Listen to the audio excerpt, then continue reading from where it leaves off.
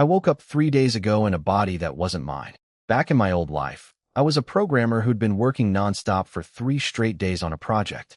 Then I opened my eyes and found myself here, in the body of a 16-year-old kid also named Gao Jiu, lying in a cold, damp storage shed.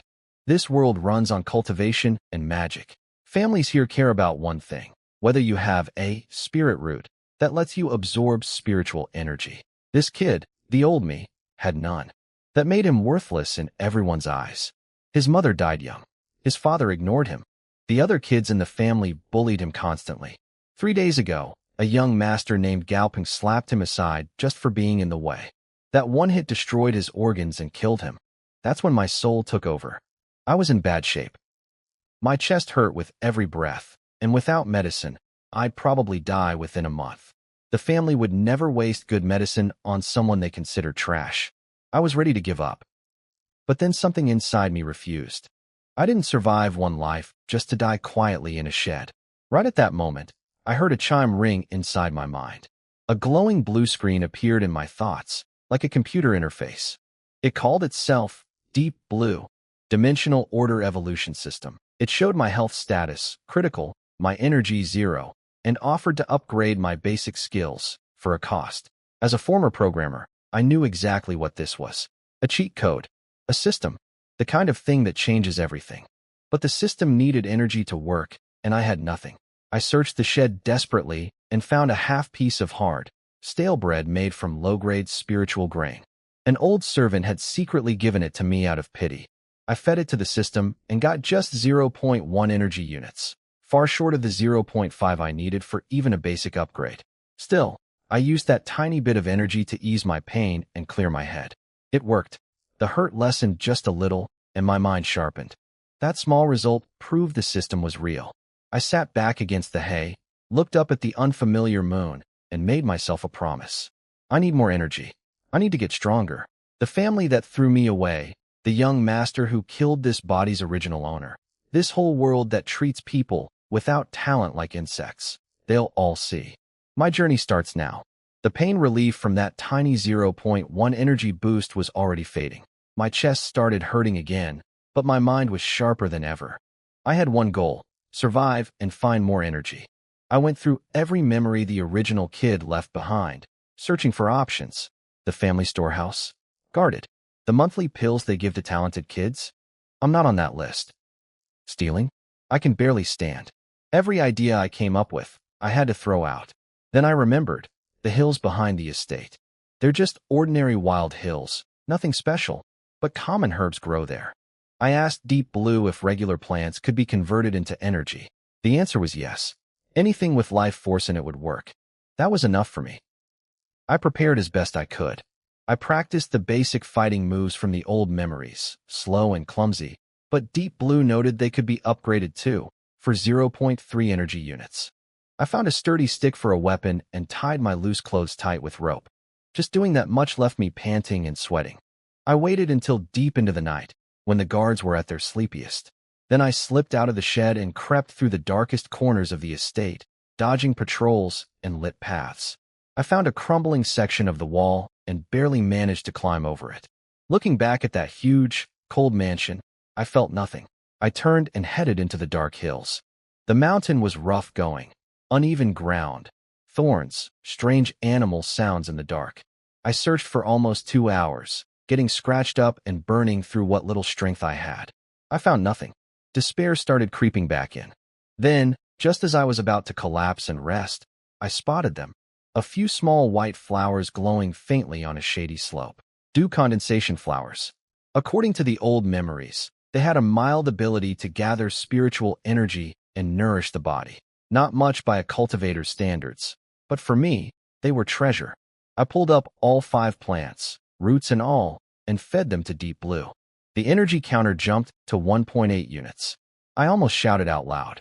Without hesitating, I spent 1.5 units to heal my injuries. Warmth flooded through my entire body like a river breaking through a dam. The chest pain vanished. The weakness disappeared.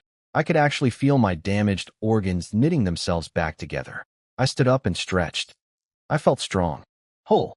The injury that was supposed to kill me within a month was just gone. I looked at my remaining zero point 0.3 energy units. My wounds were healed. Now it was time to think about getting stronger.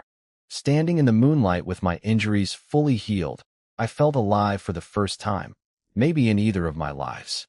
I clenched my fist and heard my knuckles crack. Real strength, even if just a little. After years of ruining my health with overtime in my old life and 3 days of dying in this one, feeling normal was almost overwhelming. But I didn't let myself enjoy it for long. I had zero point 0.3 energy units left. Not enough to upgrade the breathing technique. That needed zero point 0.5. But upgrading basic combat cost exactly zero point 0.3. A perfect fit. This fighting style was the simplest martial art around. Just basic punches, kicks, and footwork. Every kid in the family learned it. The original owner of this body knew it by heart. Though without spiritual energy, it was nothing more than farmer's exercise. Cultivators would laugh at it. I didn't care. It was all I had. I told Deep Blue to do it. The moment it started, a flood of heat rushed into my brain and muscles. This wasn't gentle like the healing. It was forceful, like someone was burning new instincts directly into my nerves. Thousands of details about how to move, how to strike, how to shift weight. All of it slammed into me at once, as if I'd been practicing for a lifetime. I started moving through the forms without even thinking. Same moves as before, but completely different. My fists cut through the air with a sharp whistle. My footwork was smooth and precise. Every punch focused all my body's power into a single point. I threw a punch at a tree trunk about as thick as a bowl. The bark cracked. Wood chips flew. A visible dent and several splits appeared in the wood. I stared at my reddened fist, then at the damaged tree, amazed. The old version of this fighting style could never do that. This was close to what a trained professional fighter could do back in my old world. And I could feel it wasn't even the limit. My technique was now perfect, but my body was still weak. If I got physically stronger, the same moves would hit even harder. I checked the interface. Basic combat now showed a rating. Mastered. The upgrade option was gone for now. There were surely higher levels.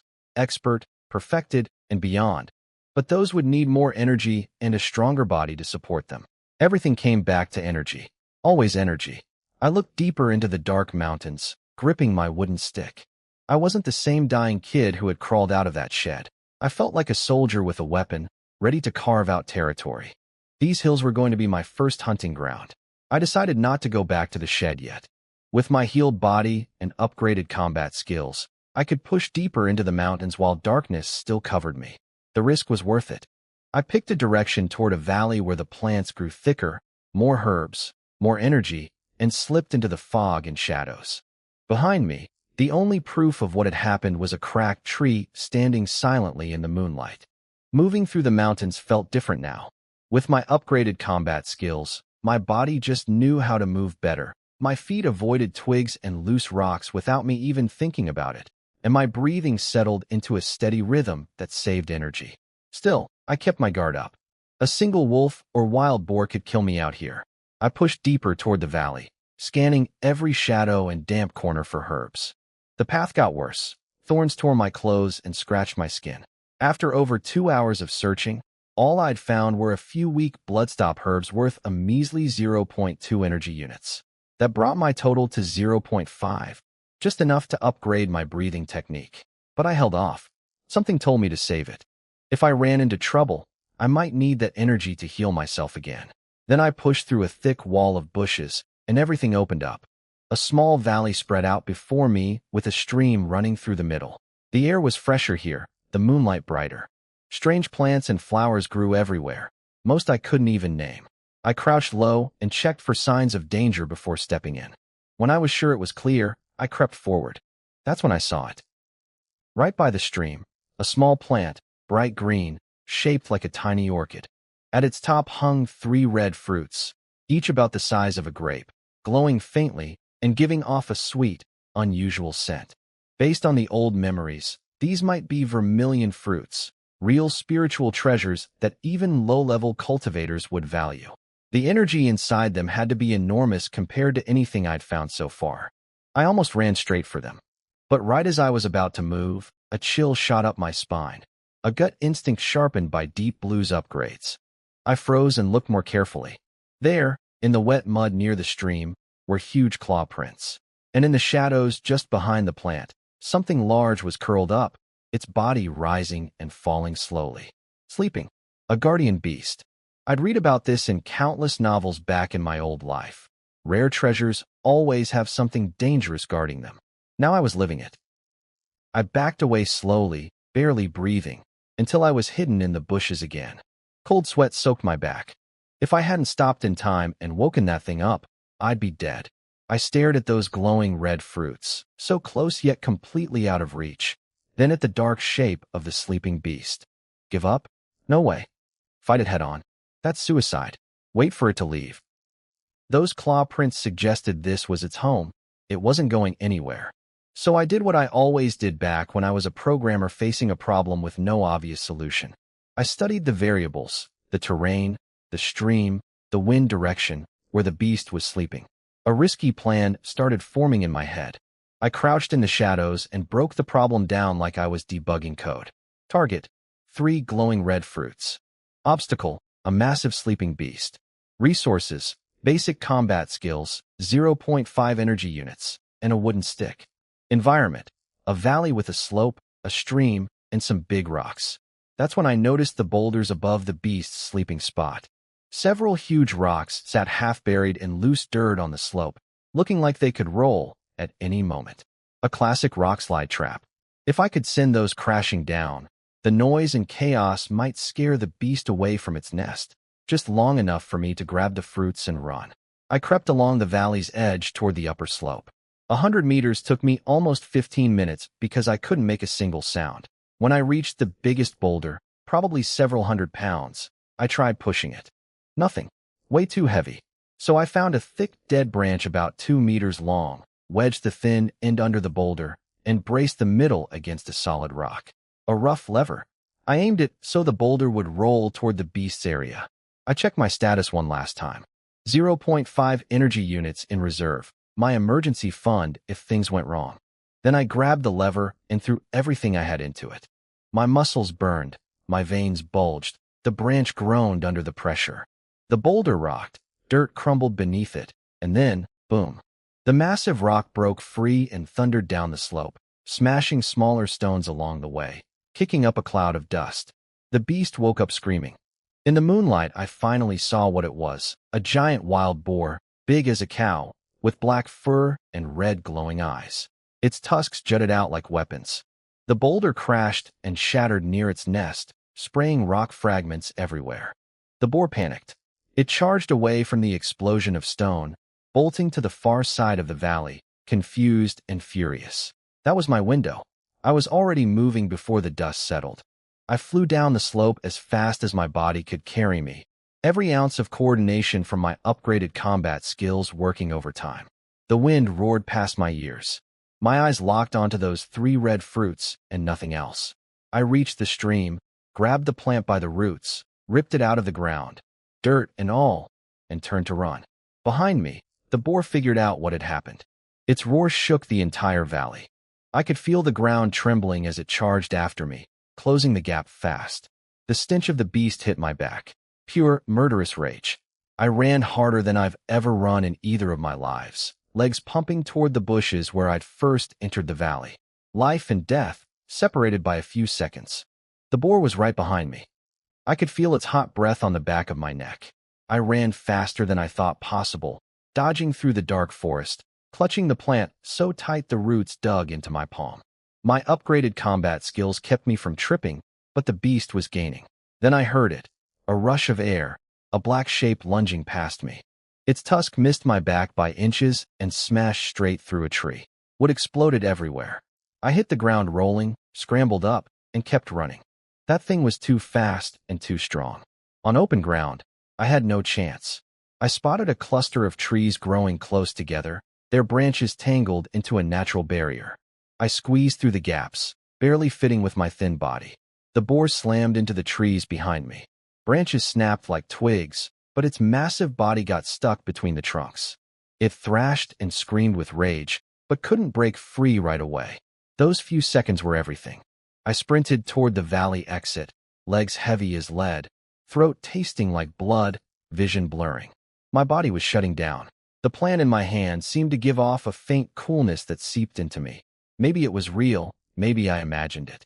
Behind me, the cracking of wood told me the boar was almost free. I wasn't going to make it. The exit was still 100 meters away, and that beast would close the gap in seconds. I screamed inside my head at Deep Blue. Give me something, anything. It offered two options. First, burn all 0.5 energy to supercharge my leg muscles for 15 seconds, 30% faster, but my legs would be wrecked afterward. Second, spend the same energy on a single perfect dodge, one explosive leap, but only one shot. I picked speed. I needed sustained running, not one jump. The moment it activated, my legs felt like they'd been filled with liquid fire. The pain was blinding, but suddenly I was flying. The trees blurred past me.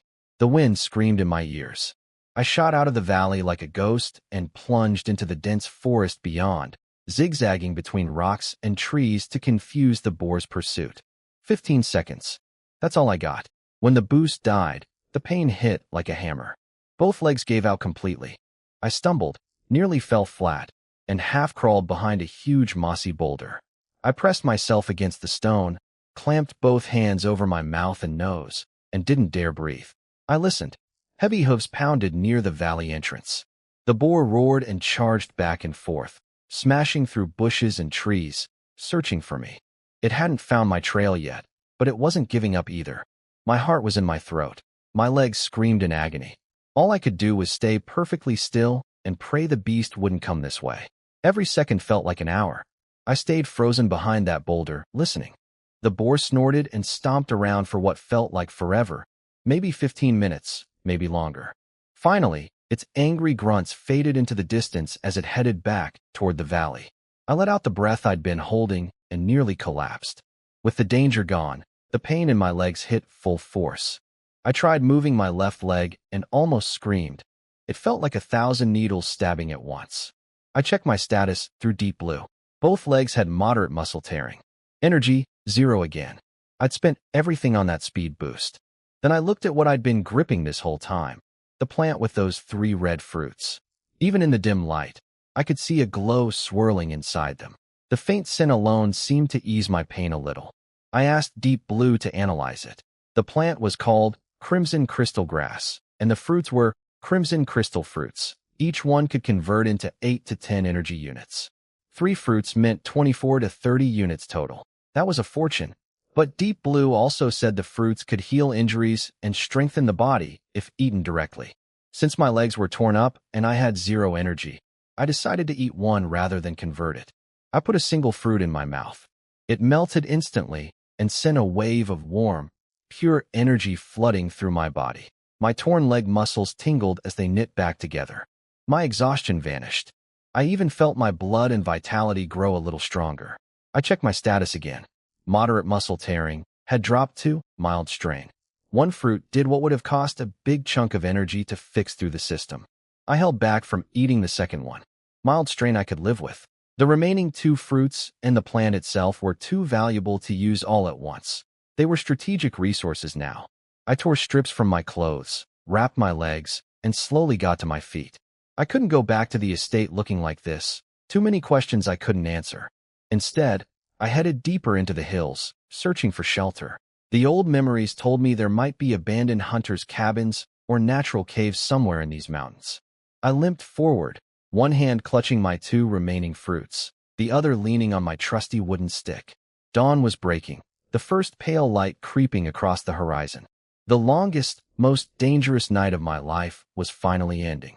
As dawn broke, I limped through the cold, misty forest leaning on my stick, searching for shelter. About half an hour later, I found a narrow crack in a vine-covered cliff face, so well hidden you'd walk right past it without noticing. I squeezed through the gap sideways. It was tight at first, but after a few steps it opened up into a proper stone chamber, roughly the size of a normal room. Thin cracks in the ceiling let in just enough daylight to see.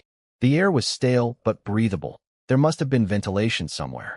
In the corner lay the rotted remains of what might have been a hunter's old gear, long since crumbled by time. Against the far wall sat a large flat stone, like a natural bed, covered in thick dust. This would work. Hidden, dry, safe enough.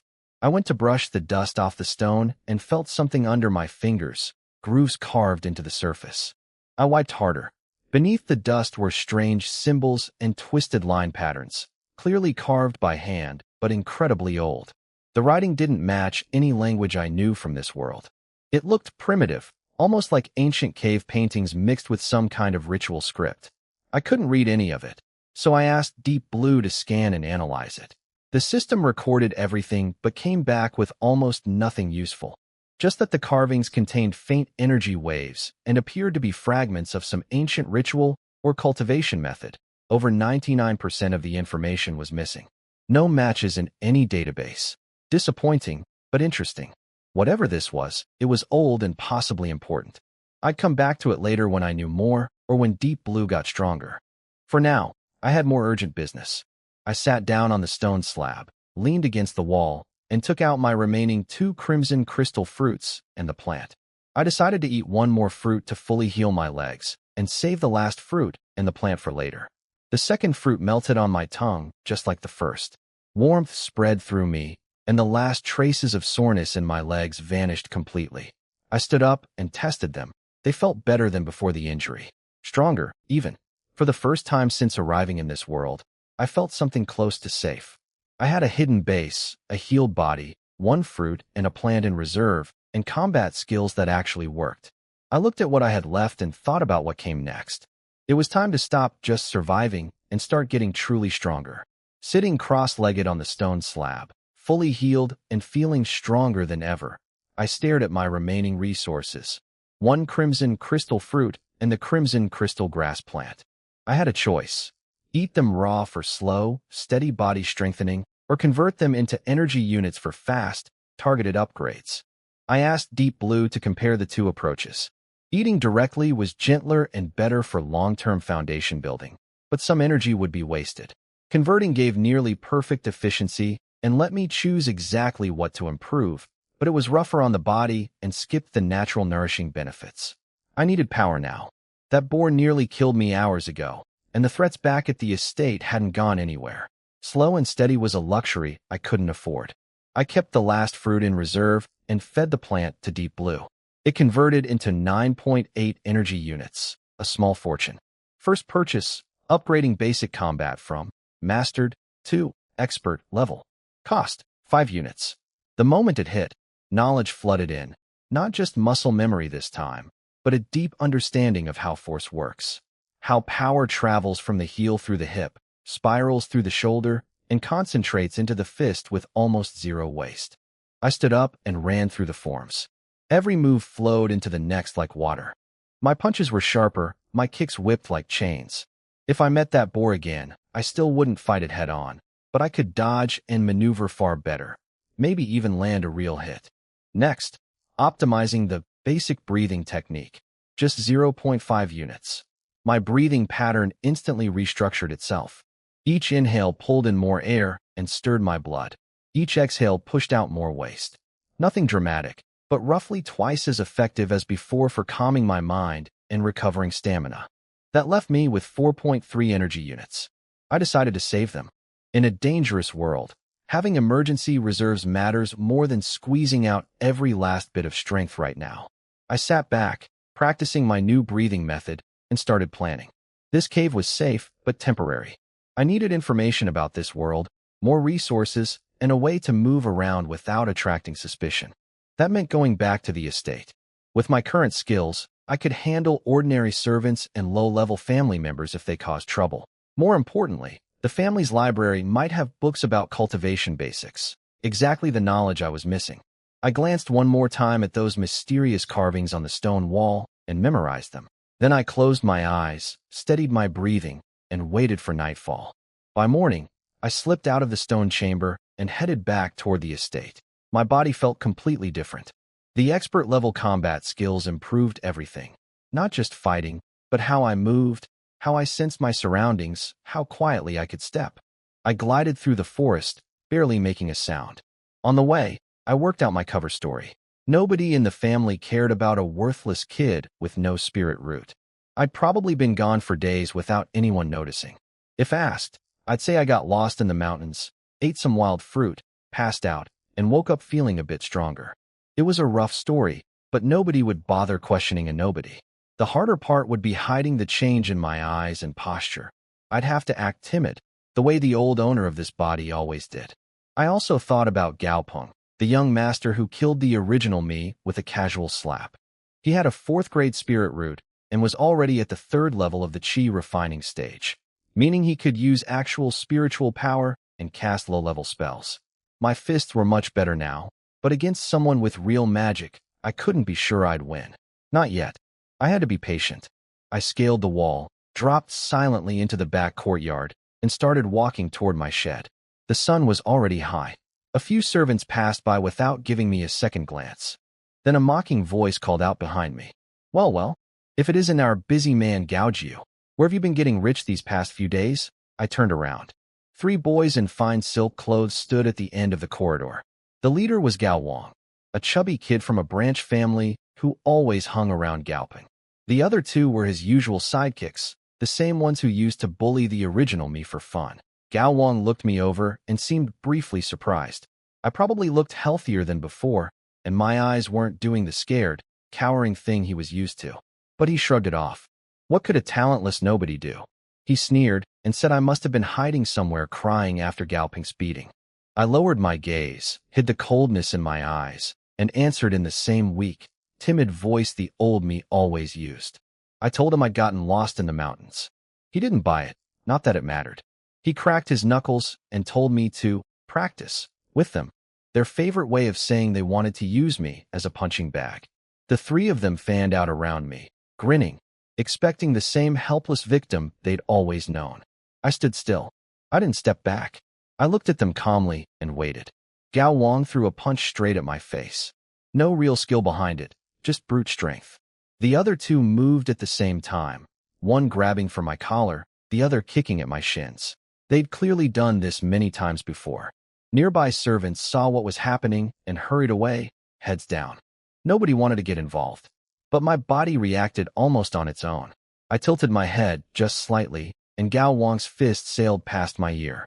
In the same instant, my left hand shot out and clamped around the wrist of the one reaching for my collar. I squeezed. He screamed. I could feel the bones grinding under my fingers. He crumpled sideways, helpless. My right foot stepped forward half a step, dodging the shin kick perfectly, and I angled my knee just enough to catch the kicker's foot.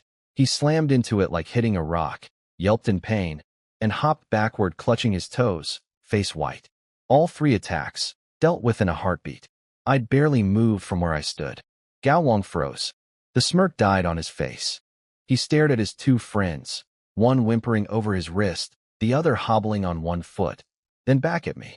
I could see fear creeping into his eyes. I let go of the wrist I was holding and told Gao Wang calmly that I was tired and just wanted to rest. Maybe another time. He couldn't accept it. His pride wouldn't let him back down with people watching. He shouted something about me using tricks, then charged again. This time he pushed a tiny thread of spiritual energy into his fist. He was barely at the doorstep of the first Qi refining level, not even truly there. His punch was slightly faster, with a faint current of air around it. To my eyes, it was still full of openings. I didn't want trouble, but I wasn't going to keep letting him come at me. He needed to learn to stop. I sidestepped his fist, chopped the edge of my hand into his elbow joint. His arm went numb, and that wisp of spiritual energy scattered instantly. Then grabbed his shirt with my other hand, twisted at the waist, and threw him to the ground. He hit the dirt hard. Dust puffed up around him. He lay there gasping, stunned, unable to breathe or think. The corridor went completely silent. His 2 sidekicks stood frozen, terrified. The servants who'd been sneaking looks from a distance stared in disbelief. The family's favorite punching bag had just flattened a bully without breaking a sweat. I looked down at Gao Wang struggling on the ground and said quietly, I told you, I want to rest. Then I turned and walked away toward my shed. I didn't look back. My steps were steady and unhurried. Behind me, I could feel everyone's eyes, confused, shocked, maybe a little afraid. I heard Gao Wang finally cough and gasp for air after I'd already turned the corner. Back in the shed, I bolted the door and sat down. The fight in the corridor would cause ripples. Gao Wang wouldn't let it go, but I didn't regret it. Cowering only invites more abuse. Showing some teeth buys breathing room. I had 4.3 energy units and 1 crimson crystal fruit left. Time to use them wisely. I pulled up the basic chi drawing method from the original owner's memory. He'd memorized the whole thing, even though he could never use it.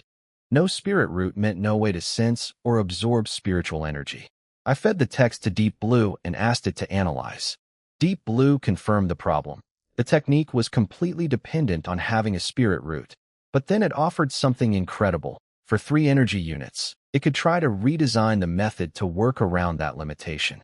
I spent the 3 units without hesitating. Deep Blue couldn't fully remove the spirit root requirement. That would need far more energy and data.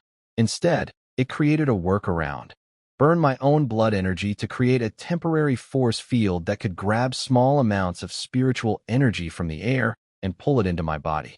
It wouldn't let me store spiritual power or cast spells. It was purely for strengthening my physical body. And it would hurt a lot. The new technique was called Minor Circulation Method, Blood Energy Version. An incomplete, brutal, painful shortcut. But it was the only path available to someone with no spirit root. I ate my last crimson crystal fruit to fill my blood energy to the maximum. Warmth flooded through me, and I felt like my veins were running with liquid fire. I'd never felt so strong. Then I started the technique. My blood energy ignited. A faint reddish glow formed around my body, the force field. And suddenly, for the first time, I could see them. Tiny colorful specks floating in the air all around me. Some hot, some cool, some heavy, some sharp. Spiritual energy. The invisible power that ran this entire world, and I was finally seeing it. The force field yanked the specks toward me. They slammed into my body like thousands of tiny needles piercing my flesh and veins. The pain was beyond anything I'd experienced. Worse than the torn muscles. Worse than the boar chase. The spiritual energy was wild and impure, crashing through my channels, tearing at everything in its path.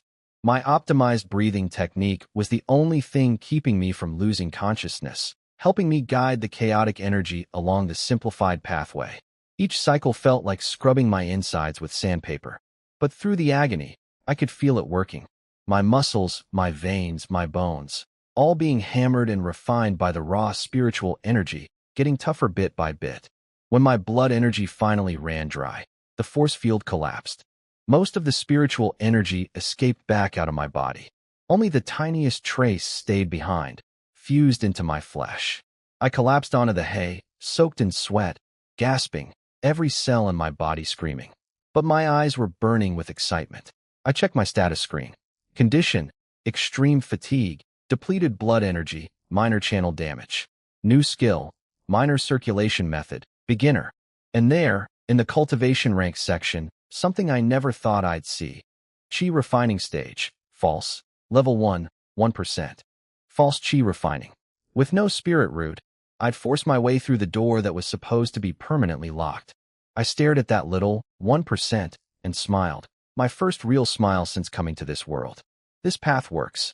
I lay on the hay for a long time, barely able to move. The exhaustion went deeper than anything I'd felt before. My blood energy was drained at the source, and my channels still burned from the violent spiritual energy that had torn through them. I asked Deep Blue to compare my false chi refining state to a real one. The results were humbling. A proper level 1 cultivator gets a 3 to 5% boost to their body, can store spiritual energy, and can sense and control it to cast basic spells. Me? I got a 0.8% body improvement, can't store any energy, and can't control spiritual energy at all. I just take a beating from it and hope my body gets a little tougher in the process. The gap was enormous. But having a path, even a brutal one, beats having no path at all. I spent 1.0 of my remaining 1.3 energy units to fix my damaged channels and bring my blood energy back to a safe level. That left me with just 0.3 units. Energy was always the problem. I sat up and started practicing my optimized breathing technique to speed up recovery. Slowly, the fatigue eased, just a little. Then I heard something. Footsteps outside the shed. Not the heavy, regular steps of a night patrol guard. These were light, deliberate, sneaking. I froze, tensed up, and crept to the door. Through a crack in the wood, I saw a thin figure in servant's clothes crouching outside, pressing their eye to the gap in the door, trying to see inside. Not Gao Wang, just a low-ranking servant. But a servant wouldn't spy on a worthless kid's shed in the middle of the night without being told to. Someone sent them. I stayed hidden and watched. After a moment, the servant looked around nervously and scurried off into the darkness. I sat back down, frowning. The fight in the corridor had drawn attention. A nobody who suddenly fights back becomes interesting, and interesting is dangerous in this family.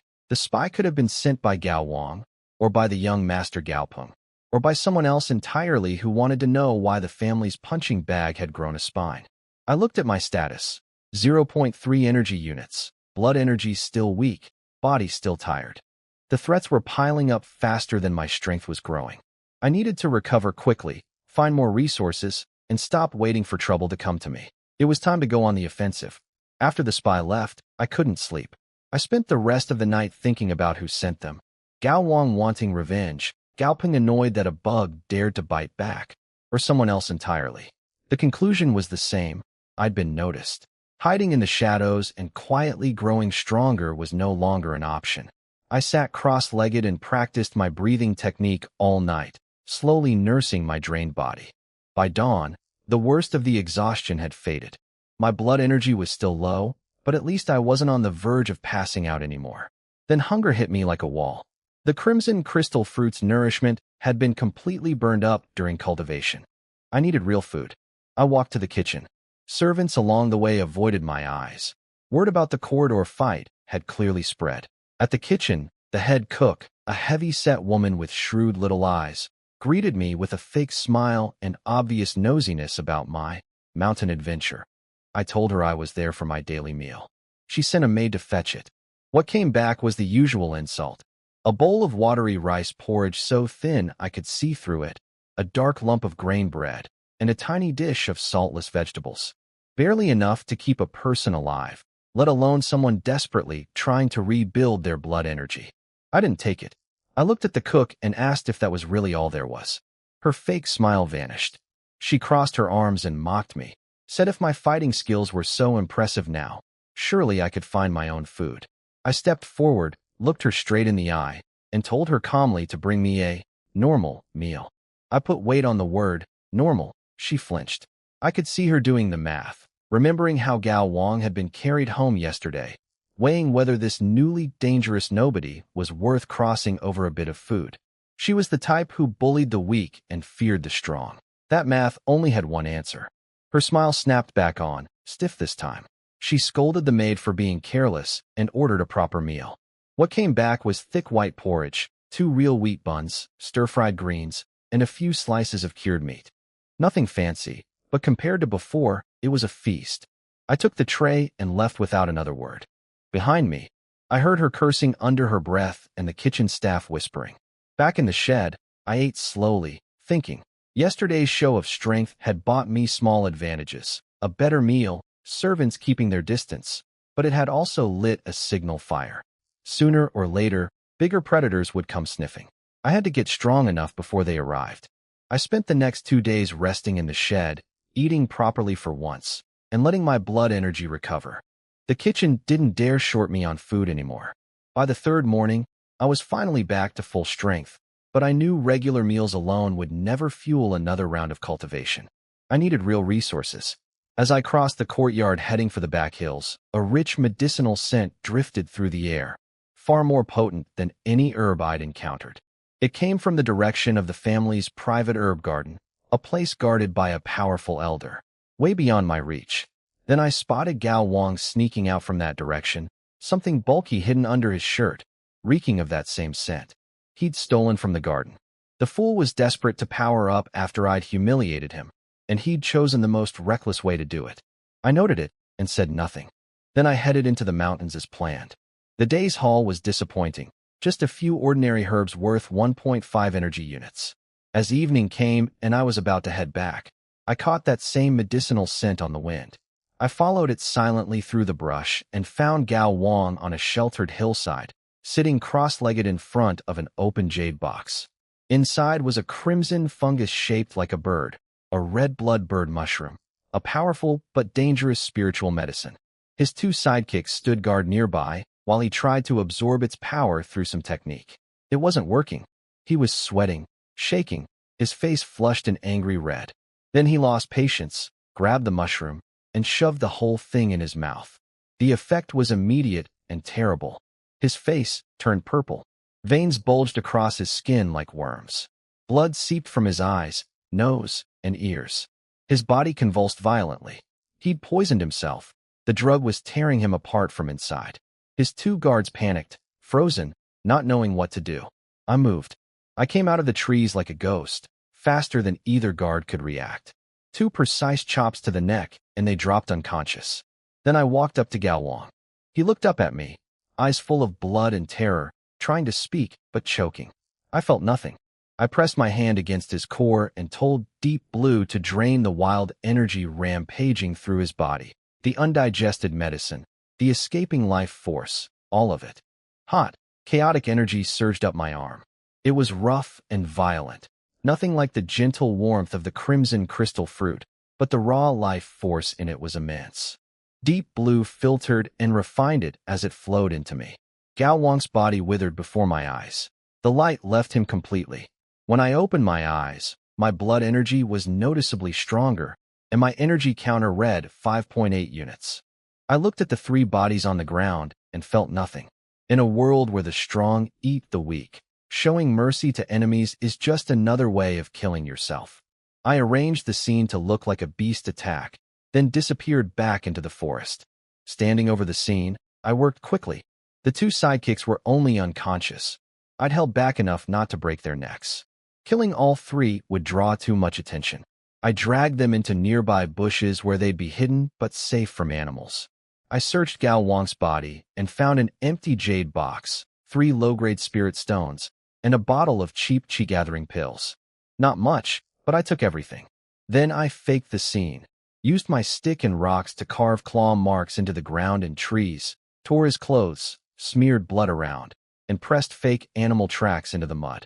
It wouldn't fool a thorough investigation, but it should be enough for the family's ordinary enforcers. As long as no senior elder looked too closely, I'd be fine. I left without looking back. I took a long detour through the forest, found a hidden spring, scrubbed every trace of blood and medicine smell from my body, buried my stained clothes, and changed into a clean set I'd kept in reserve.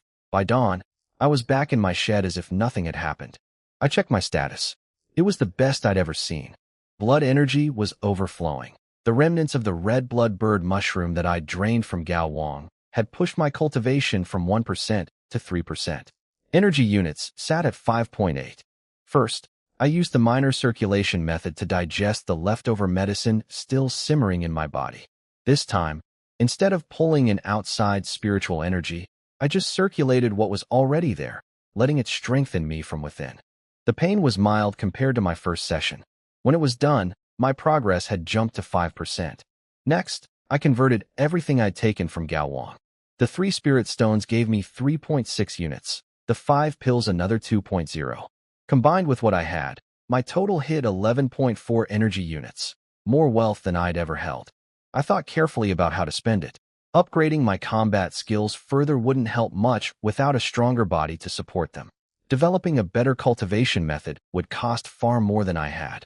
The smartest move was to improve what I already had. I spent 8 units upgrading the minor circulation method from beginner to practiced. New understanding flooded in. Better ways to burn blood energy, more precise control over the force field, less waste. It was a huge investment, but the long-term payoff would be worth it. With 3.4 units remaining and my blood energy still full, I went straight into another cultivation session. The difference was immediately obvious. My force field was denser and more stable. It pulled in more spiritual energy with better control. The pain was still brutal, but I could direct the wild energy more efficiently, spreading it evenly instead of letting it crash around and cause damage. When I collapsed afterward, I checked my progress. 9%. One session took me from 5% to 9%, far better than my first attempt. The channel damage was lighter too. I spent 1.5 units repairing my injuries and restoring blood energy. That left me with 1.9 units in reserve. Lying on the hay, exhausted but satisfied, I let everything else fade. The herb garden, the dead bully, the family politics. None of it mattered right now. I had one job: recover, then cultivate again. The news about Gao Wang hit the estate that afternoon. His two sidekicks woke up in the bushes, stumbled home, and babbled about a monster attack. The family's enforcement squad went to investigate and found exactly what I'd set up: a mauled body, claw marks, animal tracks, and traces of wild energy from the undigested mushroom. They concluded a powerful beast had been drawn by the medicine's scent. The real scandal came when people connected the dots: a stolen herb from the garden and Gao Wang's body, found with an empty jade box. He'd stolen family property and died trying to use it alone in the mountains. Whatever sympathy people might have felt turned into scorn. Even the elder who guarded the garden just snorted and let the matter drop. Of course, people looked at me too. I'd fought with Gao Wang just days before. When the enforcers questioned me, I played it perfectly, showed the right amount of surprise and nervousness, said I'd gone straight back to my shed after the corridor incident and barely left since. My faint cultivation energy was easy to suppress, and my shabby living conditions told the same old story: harmless nobody. Nobody believed I could have killed someone at Gao Wang's level. The case was closed as an accident. With the enforcement squad now patrolling the back hills heavily, that route for gathering resources was cut off for now. The herb garden was tempting. Gao Wang had proven it wasn't perfectly guarded, but after a theft and a death, security would be tighter than ever. Terrible timing. So I turned to a different kind of resource: knowledge. The family's library was open to all members, even the lowest. It wouldn't have any secret techniques, but it should have encyclopedias of plants, animals, medicines, and geography. Exactly the information I needed to find better resources in the future. I spent the remaining day using my last 1.9 energy units to slowly strengthen my channels and solidify my foundation rather than pushing another brutal cultivation session. That night, lying on the hay, I thought about everything that had happened since I arrived in this body. From near death to gaining deep blue, from scrambling for scraps of energy to killing a man and absorbing his power. It had all happened so fast. Sometimes it felt unreal. But the rough straw under my fingers and the quiet hum of energy in my blood reminded me this was no dream. The next morning, I walked to the library. It was a 3-story building at the border between the front and back courtyards. An old white-haired man dozed at the entrance. I showed my wooden identity token, the lowest rank of family membership, and he waved me in without even opening his eyes. Inside, rows of tall shelves were packed with books and scrolls. A few other young family members browsed quietly, glanced at me with zero interest, and went back to reading. A talentless nobody visiting the library? They probably assumed I was just bored. Perfect. I found the sections labeled Natural History, Miscellany, and Geography, and pulled out a thick volume called Eastern Wilderness Plant Guide. I sat in a corner by the window and started reading while deep. Blue recorded and cataloged everything: names, appearances, habitats, medicinal properties of hundreds of spiritual plants. It felt like being back in my old life, researching in a library, except the stakes were life and death. I read hungrily for hours, soaking up everything. What I didn't notice was that from the second floor, someone was watching me through the railing. I spent 3 days in the library, barely sleeping, devouring everything on the open shelves. Deep Blue recorded and organized it all: hundreds of spiritual plants, minerals, low-level beasts, regional maps, power structures, even basics of pill-making and talisman reading. My picture of this world went from almost nothing to something solid. But information about body cultivation or alternative paths was nearly non-existent. The mainstream obsession with spirit roots meant everything else was treated as a dead end, not worth writing about. I was about to leave when I noticed a dusty, forgotten shelf in the corner. Instead of paper books, it held cracked jade slips, animal skin scrolls, and bone fragments, junk nobody had touched in years. I scanned a few with Deep Blue, mostly useless fragments. Then my fingers found a dark red beast hide scroll buried at the very bottom. The leather felt oddly warm and smooth, not from any ordinary animal. I unrolled it. Blank. On impulse, I pushed a thread of blood energy into it. The scroll came alive. Red lines lit up like veins, and a wave of violent, savage intent hit me. Blood-colored text and strange body diagrams blazed across the surface while a rush of information forced itself into my mind. Deep Blue intercepted and filtered the mental assault before it could scramble my thoughts. What I'd found was called the Blood Fiend Body Refinement Art, the first 3 layers of a foundation-building manual, not a normal cultivation technique. A demonic body tempering method that uses killing intent, combat fury, and absorbed blood essence to forge something called Blood Fiend Energy. It doesn't build spiritual power at all. Instead, it makes the physical body impossibly strong, with abilities like a blood energy shield and shockwave attacks. The risks were terrifying. Lose control, and you become a mindless killing machine. But with Deep Blue managing the process, I could potentially avoid that fate.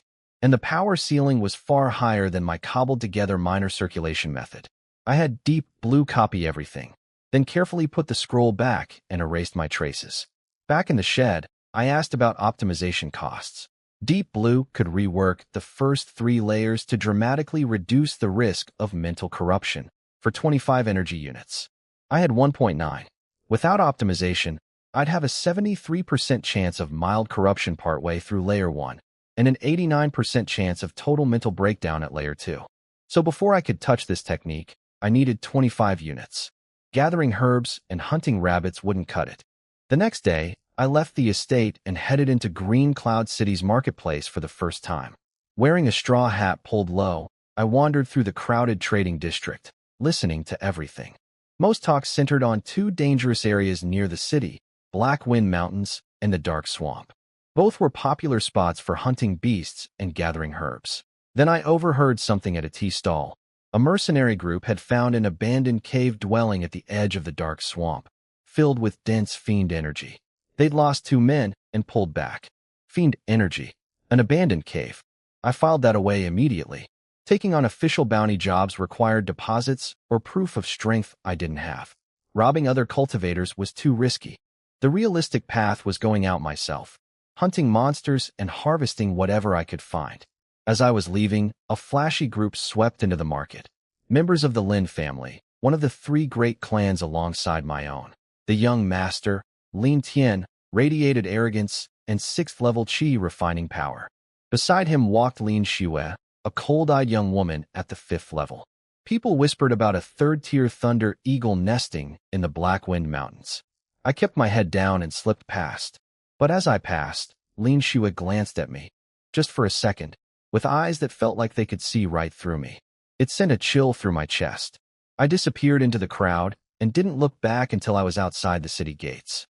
I stared at the wilderness ahead, the Black Wind Mountains, the Dark Swamp, and whatever dangers waited there.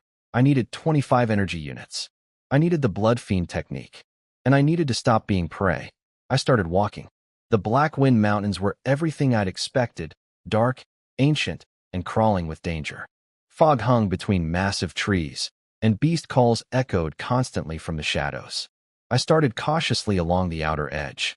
Deep Blue's scanning mode helped me detect life energy within 50 meters, painting a faint blue grid over my surroundings. I moved like a ghost through the trees, avoiding anything big and searching for herbs and weak prey. Day 1 was slim pickings, a few ordinary herbs worth 0.5 energy, and some low-level animals like fanged rabbits and iron-beaked pheasants for another 0.3. Total, 2.7 units. At night, I climbed a giant tree, tied myself to a branch with vines, and rested while beasts howled below. Screams rang out in the distance, some unlucky soul meeting their end. I stayed calm. High-pressure environments were nothing new to me. On day 2, I pushed deeper and found something worth the risk, a silver-white plant with crescent-shaped leaves and mercury-like dewdrops growing from a rock face. Moonlight grass, a genuine first-tier spiritual herb. Before I could pick it, something lunged at my throat from the side. I reacted on instinct, leaned back, jabbed my stick forward. It connected with a wolf-like creature, purple-furred with blood-red eyes. A shadow claw wolf, a mid-tier first-rank beast. Fast, sharp claws, built for ambush. Roughly equal to a 3rd or 4th level qi refining cultivator. My stick only grazed its foreleg. It circled me, growling, drooling. This was my first real fight against a genuine spiritual beast. It came at me again, a purple blur aimed at my face. I sidestepped using everything my expert combat skills gave me, and swung my stick at its exposed midsection. Wolves are strong everywhere except the waist. It twisted to block with its foreleg instead, but my full power strike cracked the bone. The stick snapped in half from the impact. The wolf crashed down, crippled. I threw away the broken stick and closed in with my fists, hammering its skull and spine with precise, devastating punches. It struggled, then stopped. I drained it through Deep Blue. A first-rank beast yielded 4.5 energy units, more than days of herb gathering combined. The Moonlight Grass added another 1.2. Total, 8.4. Over the next few days, I hunted 2 more low-tier beasts, killed several strong animals, and collected more herbs. By the 5th night, my energy count had crossed 11.7. Good progress, but still far from the 25 I needed. On the morning of day 6, I pushed a little deeper into a narrow valley. Deep Blue's scanner suddenly lit up, multiple bright signatures, moving fast. Then I heard it. Combat. Roaring, shouting, explosions of spiritual energy. I climbed the valley wall silently and peered through the foliage. Below, 3 human cultivators, 2 men and a woman, all scattered cultivators around level 4 or 5, were fighting a massive beast the size of a small hill. An earthen bear, 2nd rank, with yellow-brown fur and a glowing shield of earth energy around its body. Every time it slammed the ground, the valley shook. Its defense was so thick the cultivators' swords and spells could barely scratch it. Way too powerful for me to touch. I was about to slip away when I spotted it, right at the edge of the battlefield, growing from a crack in the rock. A plant with a jade-green stem and a bowl-sized lotus flower on top, shimmering with every color of the rainbow, spiritual energy swirling around it like mist. A 7-colored lotus. A top-grade 2nd-tier spiritual medicine. Valuable enough that even foundation-building cultivators would want it. The energy inside it would dwarf everything I'd collected so far. That's what all of them were fighting over. The 3 cultivators and the bear. My eyes locked onto that flower, and I felt the heat rise in my chest. I watched the battle from above, waiting. The earthen bear was demolishing them. One cultivator got clipped by a shockwave and went flying, coughing blood. The woman's ice spells bounced off like snowballs. The swordsman's flaming blade couldn't pierce the bear's glowing earth shield. They were losing, and they knew it. Then the leader, they called him Brother Wong, made a desperate call. All 3 locked into a triangle formation. The other 2 pressed their hands to his back and poured every drop of remaining spiritual energy into him. He spat blood onto a spinning wind blade, turning it crimson and screaming with power, then launched it at the bear's heart. The bear crossed its paws and raised a thick shield of earth energy. The blade hit like a bomb. Light exploded, shockwaves ripped across the valley floor. The shield cracked, shattered, and the blade punched through into the bear's chest, leaving a gaping, bleeding wound. But the attack drained them completely. Brother Wong collapsed. The other 2 could barely stand, white as paper. Both sides were broken. This was exactly what I'd been waiting for. I leaped from the cliff like a hawk. No hesitation. I hit the ground running, aimed straight at the 7-colored lotus. Everyone reacted too late. The cultivators screamed at me to stop, but couldn't even lift their arms. The bear, still alive despite the hole in its chest, roared and swung a massive paw at me. I'd expected that. I dropped into a slide, skimming under the paw as it whooshed overhead, and in the same motion drove my fingers like a blade straight into the bear's open chest wound. I pumped my blood energy through the opening, tearing at its insides. The bear's scream was unlike anything I'd heard, pure agony. Its body convulsed, its swinging paw lost all force and crashed uselessly into the dirt. I didn't stop. I ripped the 7-colored lotus from the ground, shoved it inside my shirt, and ran. Behind me, the bear howled, the cultivators cursed. I ignored all of it. I sprinted through the valley, weaving through dense forest and rough terrain, changing direction again and again until Deep Blue's scanner showed nothing chasing me. Only then did I stop, gasping against a tree, heart pounding like a war drum. I pulled out the lotus. Up close, it was breathtaking, 7 colors shifting across its petals, radiating pure spiritual energy I could feel even through my clothes. Deep Blue's analysis nearly stopped my heart. 45 to 55 energy units. I could eat it directly for a massive body upgrade, but the power might literally make me explode without proper preparation. 55 units. The Blood Fiend technique optimization cost 25. This single flower gave me more than double what I needed, with plenty left over. I tucked it away carefully. This wasn't the place to use it. I needed somewhere completely safe and hidden first. I headed for a concealed cave I'd scouted earlier, moving fast but quiet, still buzzing with the thrill of what I'd just pulled off. This trip to the Black Wind Mountains had been more dangerous than anything so far, but the payoff was beyond anything I'd imagined. After breaking through to False Chi Refining Level 2, everything felt sharper. I could hear insects' wings, worms in the soil, every leaf rustling. The blood fiend energy humming inside me was like nothing I'd felt before. I needed to test it, so I deliberately weakened my presence, making myself look like a bottom-level cultivator wandering alone through the outer mountains. Easy prey. It didn't take long. 3 bandits cornered me in a rocky area. A scarred leader at level 3, 2 others at level 2. They told me to hand over everything or die. Standard thugs who'd done this 100 times. I felt nothing. Not fear, not even excitement. Just disappointment. They were too weak. When I said no, all 3 attacked at once. A blade at my face, a sword at my ribs, a hook at my ankles. Good coordination, but it didn't matter. I didn't dodge. I let the blood fiend energy surge outward, forming a thin crimson barrier over my skin. Their weapons hit it and stopped dead. The leader's blade chipped. The swordsman's tip bent. The hook snapped in half. Their faces went white. They thought I had high-level body armor, something only a mid to late stage cultivator should have. Before they could process it, I hit each of them once in the chest. 3 punches, 3 bodies flying backward, rib cages caved in. Dead before they hit the rocks. The blood fiend body shield was even stronger than I'd expected, and my punches now carried a trace of blood fiend energy that seemed to corrode life force on contact. I looted them, a handful of low-grade spirit stones, some coins, cheap pills. Converted everything to 5.3 energy units, bringing my total to 23. As they died, I noticed something interesting. 3 faint wisps of negative energy, fear, hatred, drifted from their bodies and were absorbed naturally into the small, blood-colored vortex in my core. It grew slightly denser. So killing really did feed the technique. The blood fiend art drew power from death itself. Dark, but effective. Over the next half-day, I dealt with more bandits and a few first-rank beasts. All easy. My combat experience was growing fast, and my energy climbed to 28.5 units. At dusk, I spotted firelight in a valley below, an adventurer's camp. 7 or 8 cultivators, levels 4 through 6, sitting around a campfire. I decided to approach. Information was worth more than another kill right now. I dialed my presence down to level 2 and walked in openly, playing the part of a lost young wanderer. The camp leader, a sharp-eyed man near level 7, looked me over and let me in. I sat at the edge, ate my dry rations, and listened. The talk was gold.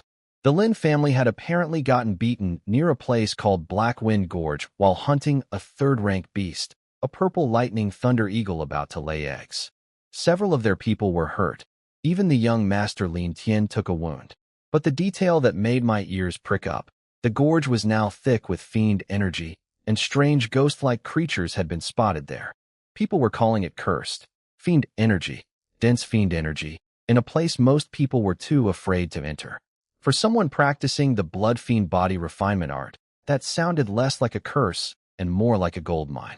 Black Wind Gorge. I chewed my food slowly and memorized every word. That seemed like exactly where I needed to go next. The cave behind the waterfall was perfect, hidden, dry, and quiet except for the roar of water covering any sound I might make. I sealed the entrance with rocks and sat down. It was time. I had 11.7 energy units, plus the 7-colored lotus.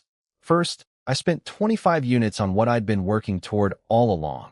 Deep Blue's full optimization of the blood fiend body refinement art's first 3 layers. The system churned through it. 10%, 35, 70, done. A massive flood of refined knowledge poured into my mind. New energy pathways, techniques for condensing fiend power, methods for converting blood energy, and even a few basic combat abilities unique to the art. All the dangerous, mind-corrupting elements had been stripped away or controlled. The optimized version was far more flexible too. It didn't just feed on killing intent. It could also absorb natural fiend energy from cursed places or from the blood of violent beasts. My old minor circulation method wasn't erased, but folded in as a foundation. Next, I converted the 7-colored Lotus, 51 energy units. My total hit 62.7. I'd never seen a number that big. I didn't hesitate. I poured 15 units into raising the Blood Fiend Art to practiced, then immediately spent 30 more to push it to expert. That left me at 17.7, but the transformation was staggering. Combat instincts, fiend energy control, battle awareness, all of it flooded into my body and soul. A faint crimson glow rippled across my skin, and a fierce, sharp pressure radiated outward from me, making the air in the cave tremble. Then I went for the breakthrough. I activated the technique at full power. My blood energy didn't form a gentle force field like the old method. It ignited. It burned, compressed, and transformed into something entirely new. Blood Fiend power. Dense, aggressive, violent energy that roared through my channels like a river breaking its banks. The pain was intense.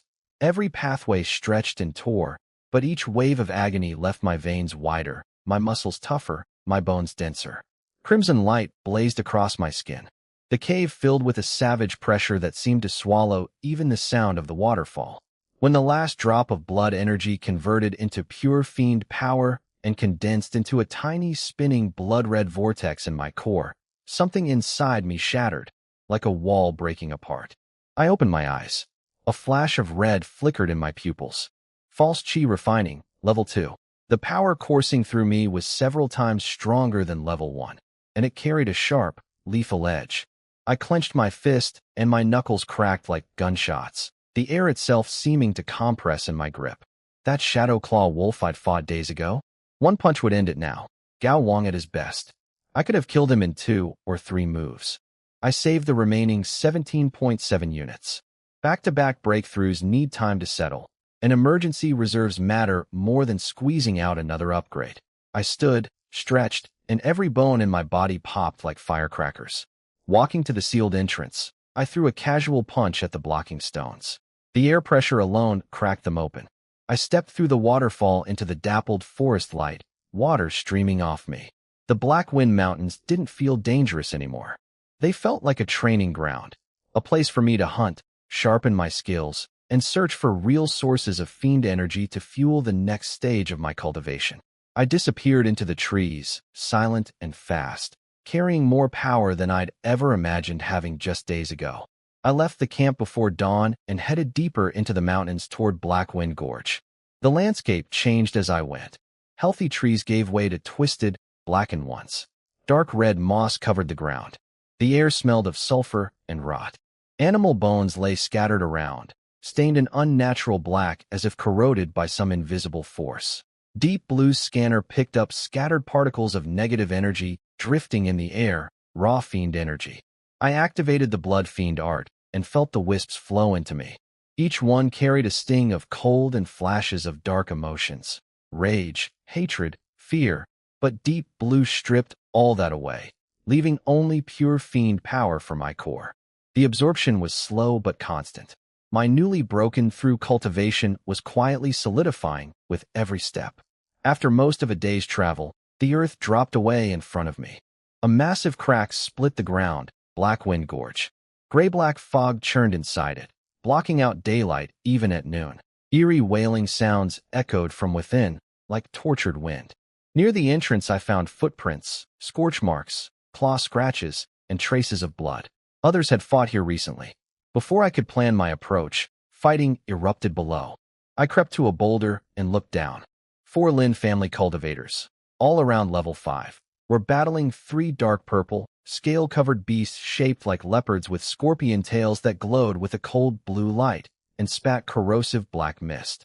Shadow scorpion tail leopards, peak first rank, poisonous and fast. 2 Lin family members already lay dead on the ground, bodies blackened by venom. A third was poisoned, his arm turning blue-black, slowing down fast. As I watched, one of the beasts ripped his throat open. 3 cultivators left, falling apart. I struck. I circled wide and hit the leopard that had just made the kill. It whipped its tail at me, a strike that could punch through stone and inject lethal poison. I met it with a blood fiend fist. The scales on its tail shattered, and the tail bent at a sickening angle. Before it could recover, I crushed the side of its skull with my left fist. Dead. The other two leopards barely had time to react. I activated Blood Fiend Shield, tanked one's corrosive breath. It hissed against my barrier but couldn't get through, and tore through both of them in under 15 seconds. Every punch carried fiend energy that rotted their life force on contact. The three surviving Lin cultivators stared at me, stunned silent. I knelt beside the beast corpses and drained them. Three peak first-rank monsters yielded 6.5, 6.1, and 6.8 energy units, nearly 20 total. My reserves jumped to 48.5.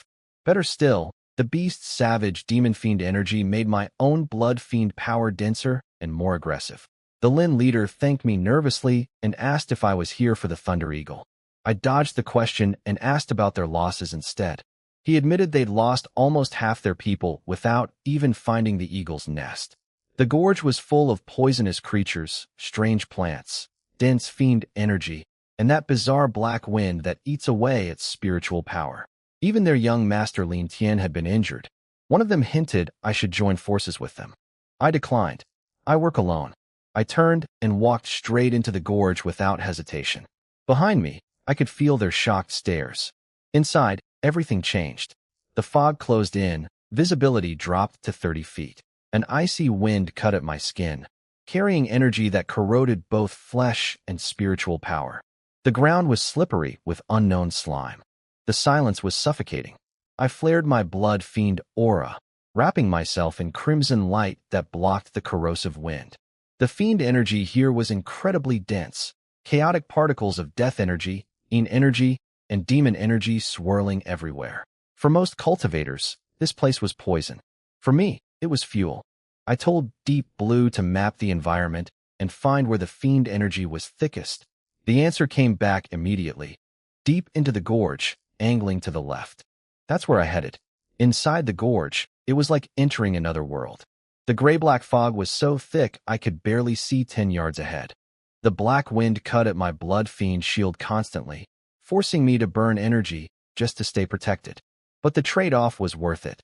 The dense fiend energy in the air flowed into me through my technique, slowly but steadily feeding my cultivation even as I walked. The deeper I went, the worse it got.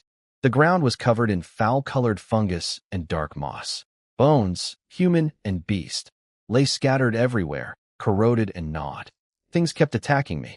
A black-winged snake with venom that dissolves bone shot at my face from the fog. I caught it midair and crushed its head. Then came ghost-faced spiders shooting paralyzing needles, corpse beetles lurking in mud, and worst of all, wraiths.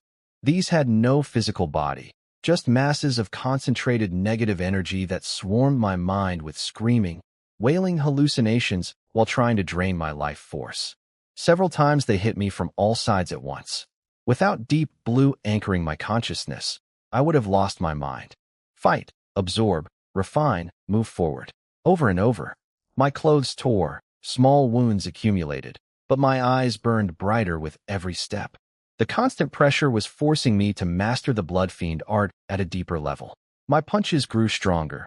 The fog itself parted when I swung. My shield grew denser. My cultivation was climbing steadily toward the peak of level 2. Then the fog thinned slightly, and I heard water. Ahead, I found a small pool of ink-black water bubbling with foul gas, radiating concentrated fiend energy so pure and intense it made the ambient stuff feel like a breeze. The rocks around it were stained dark red. Nothing grew within yards of it. Beyond the pool, against the cliff wall, sat a massive nest built from thick branches and feathers that crackled with faint lightning. Inside it glowed a dim purple light and an aura of terrifying power. The Thunder Eagle's nest. But the eagle wasn't home. My eyes locked onto the pool, not the nest. Deep Blue identified it as dark fiend water, a rare substance formed over centuries from concentrated death energy, energy, and water fiend energy. Incredibly dangerous to living things, but for the blood fiend art, it was liquid gold. I found a hidden spot near the pool's edge, sat down, and dipped my hand in. The reaction was instant and violent. Freezing, corrosive fiend energy exploded up my arm like acid poured into my veins. Black ice formed across my skin. The pain was the worst I'd ever felt, far beyond any previous cultivation session. The invading energy clashed savagely with my blood fiend power, freezing and burning me at the same time. My skin alternated between coated in black frost and steaming with crimson mist. I held on. Deep Blue managed the flow, adjusting absorption speed and routing in real time. Slowly, painfully, the first drops of pure dark fiend energy were refined and merged into my core vortex. The change was immediate. My blood fiend power became denser, colder, more corrosive. And my cultivation started climbing fast. Level 2, 35%, 50%, 70%. At this rate, I'd break through to level 3 today. Then a shadow fell over the gorge. A pressure so heavy it felt like the sky was collapsing slammed down on everything. A piercing eagle scream tore through the canyon, shaking the walls. I snapped my eyes open and looked up. A massive purple shape wreathed in blinding lightning was diving straight at me, golden eyes locked on, radiating pure fury. The purple lightning thunder eagle had come home, and it had found an intruder sitting by its nest, stealing its territory's power. The eagle's scream hit me like a physical blow. The pressure of a third-rank beast crushed down on me. My blood felt like it was freezing, my lungs locked up. This wasn't a fight I could win. This was a creature several whole levels above me. I ran. I launched myself away from the pool, blood fiend energy exploding through my legs, sprinting faster than I ever had.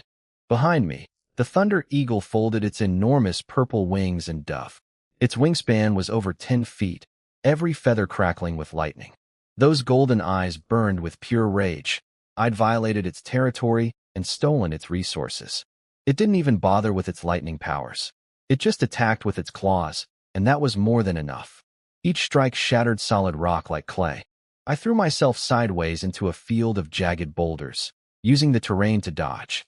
Its talons ripped the air inches from my body, tearing my clothes, leaving burning scratches across my back. But I was losing ground.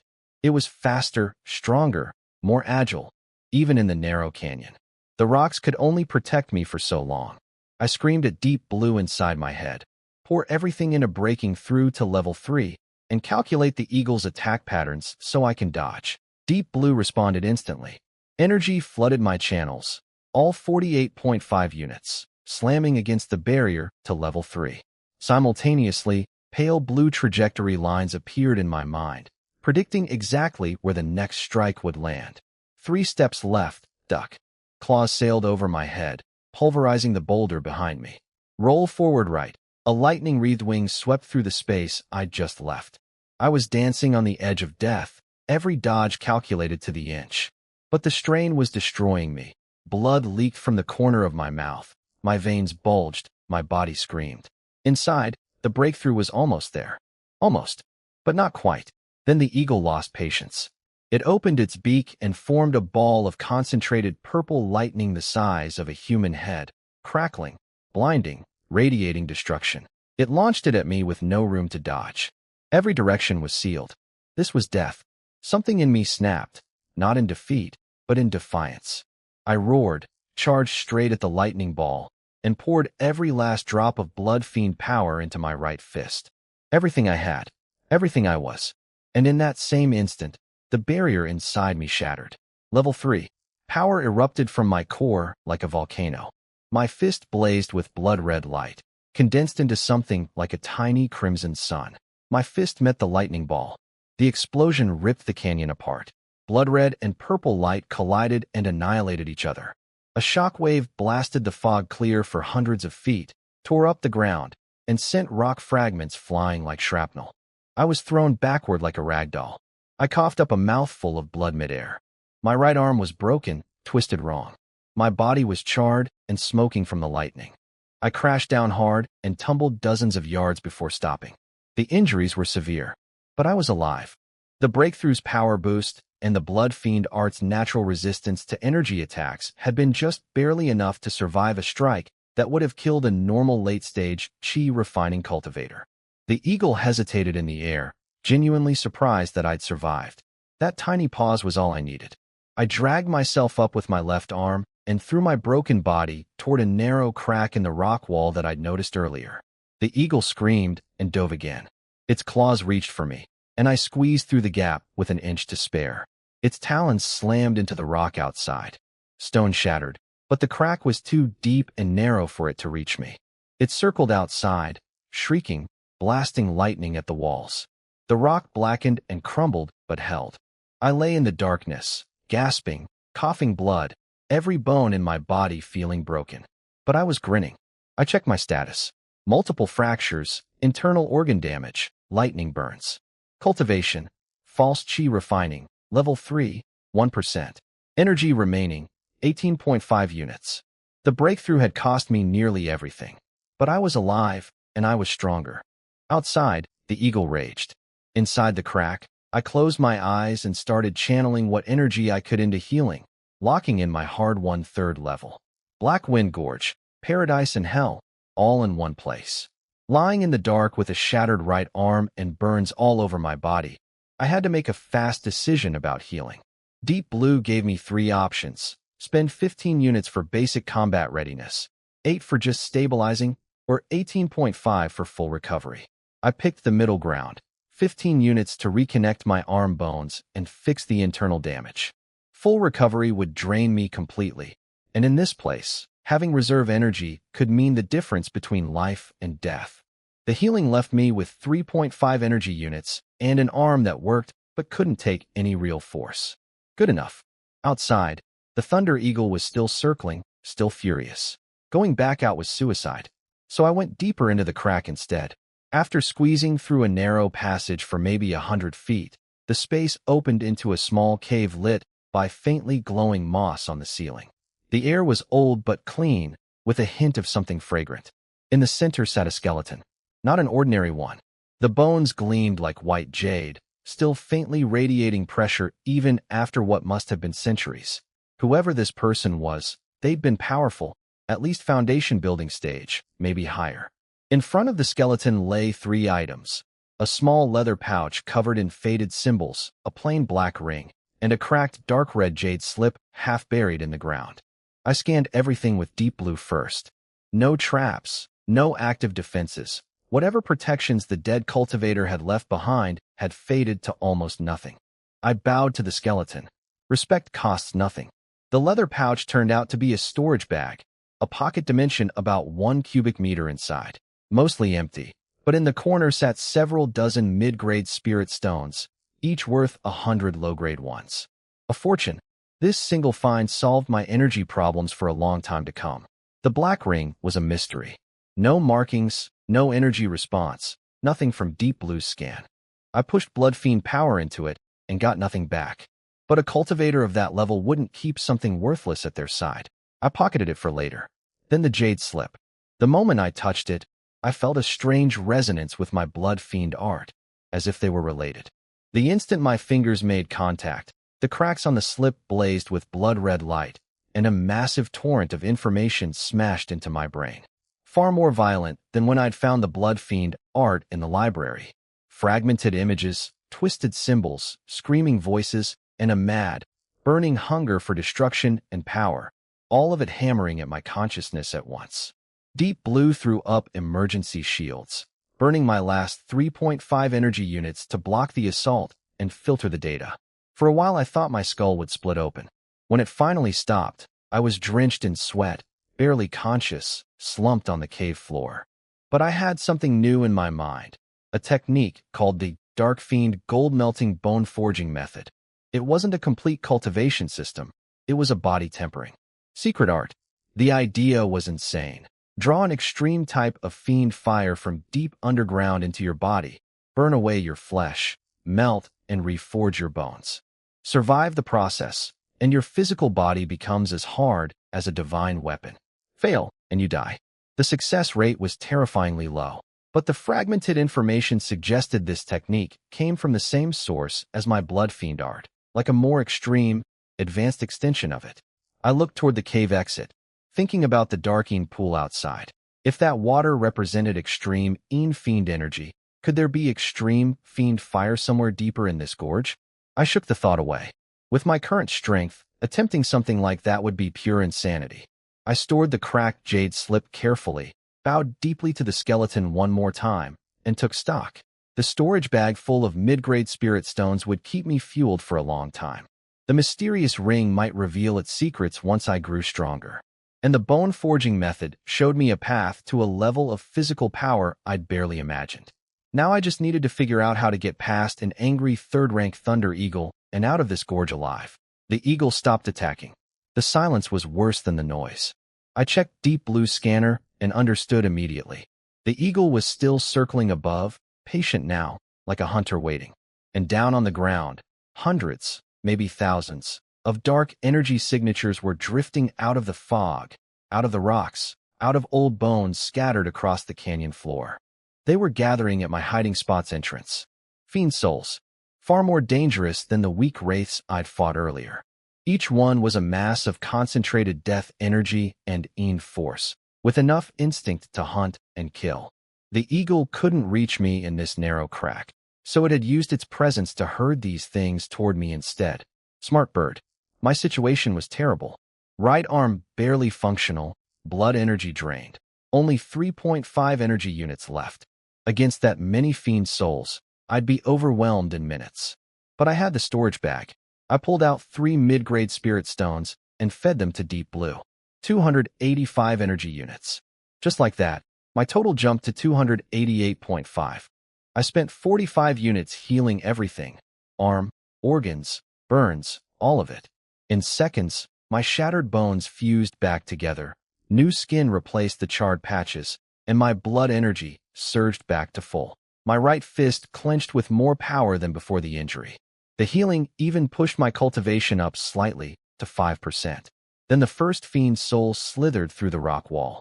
A shapeless dark mass with 2 empty eye sockets burning green, radiating a cold that reached straight for my soul. I punched it. One hit. It shrieked, twisted, and dissolved like paper in a furnace. What was left, a wisp of pure fiend essence, flowed into my core. My cultivation ticked up to 6%. These things that terrified other cultivators were food for me. Then the flood came. Hundreds of fiend souls poured through the entrance, filling the passage, twisted human shapes, bloated beast shadows, rolling clouds of black fog. Their combined mental assault hit me like a tidal wave, screaming voices, horrific visions, waves of despair crashing against my mind. Deep Blue held the line, filtering out every scrap of mental interference. My consciousness stayed rock solid. I charged straight into them, blood fiend shield blazing. I tore through the horde like a machine. Fists, elbows, knees, every part of my body became a weapon wrapped in crimson energy. Each strike exploded 1 or more fiend souls into pure essence that I instantly absorbed. In the narrow passage, they couldn't surround me effectively, and individually they were only as strong as low-level cultivators. No match for me at all. Kill, devour, refine, repeat. My blood fiend vortex was spinning faster than ever, growing denser with every soul I consumed. My cultivation climbed like a rocket. Level 3, 10%. 20%, 35%, 78%. By the time I destroyed the last fiend soul that had entered the crack, I was brimming with power, almost ready for level 4. I didn't know it yet, but outside, things were changing. The eagle had noticed my energy growing instead of fading and was charging up its lightning again. Deep in the gorge, the black pool was boiling violently, sending columns of dark energy into the sky. Something ancient and dangerous was stirring in the depths below. But standing in that silent passage, blood-red energy swirling around me, I didn't care about any of that yet. I looked toward the entrance, and through the thinning fog, I met the eagle's golden eyes high above. I smiled. Your turn, bird. I stood at the crack's entrance, blood fiend energy roaring through me, ready to face the eagle. Our eyes met, mine burning with fight, its golden gaze now carrying a hint of unease. My power had grown instead of fading, and even a third-rank beast could sense it. Then the ground shook. Not the eagle, not any beast. Something deep underground, a sound like the earth itself groaning in pain. The canyon walls trembled, rocks rained down, and the fog went insane, boiling and churning like a pot about to overflow. The thunder eagle screamed, not in anger, but in terror. It turned and fled the gorge at full speed without looking back. When a third-rank beast runs like that, you pay attention. Before I could dive back into the crack, the black pool in the center of the canyon erupted. A pillar of pure liquid darkness shot toward the sky, not water, but fiend energy so dense it had become almost solid. The entire gorge went dark as midnight. Then came the roar. Not a sound through the air, a scream that hit directly inside my soul. Chaos, pain, ancient rage. If Deep Blue hadn't shielded my mind instantly, that single cry would have shattered my sanity. A shape was forming inside the pillar of darkness. Massive, shifting, impossible, sometimes a 100-headed serpent, sometimes a many-armed demon, sometimes just a cloud of blackness covering half the canyon. Its body was made of countless twisted faces and writhing limb fragments, all screaming, all in agony. The energy it radiated dwarfed the Thunder Eagle completely. A fiend demon, born from ages of accumulated death energy, in force, and the resentment of countless dead things. At minimum, it was foundation-building level. Its attention swept the canyon and found me, the only living thing still here. I ran. No thought of fighting, no pride, just pure survival instinct. I sprinted into the crack at maximum speed. The demon sent out a shockwave, a silent ring of destruction that turned rock to powder, dissolved dead trees into ash, and froze the air itself. It hit the crack entrance like a bomb. The rock walls that had withstood the eagle's lightning shattered like sandcastles. Boulders avalanched inward. The blast wave caught me from behind. My shield flickered wildly. Blood sprayed from my mouth. I was hurled through the narrow passage, bouncing off jutting rocks, breaking bones I'd just healed, until I crashed into the open chamber where I'd found the skeleton. Multiple fractures again. Internal organs badly damaged.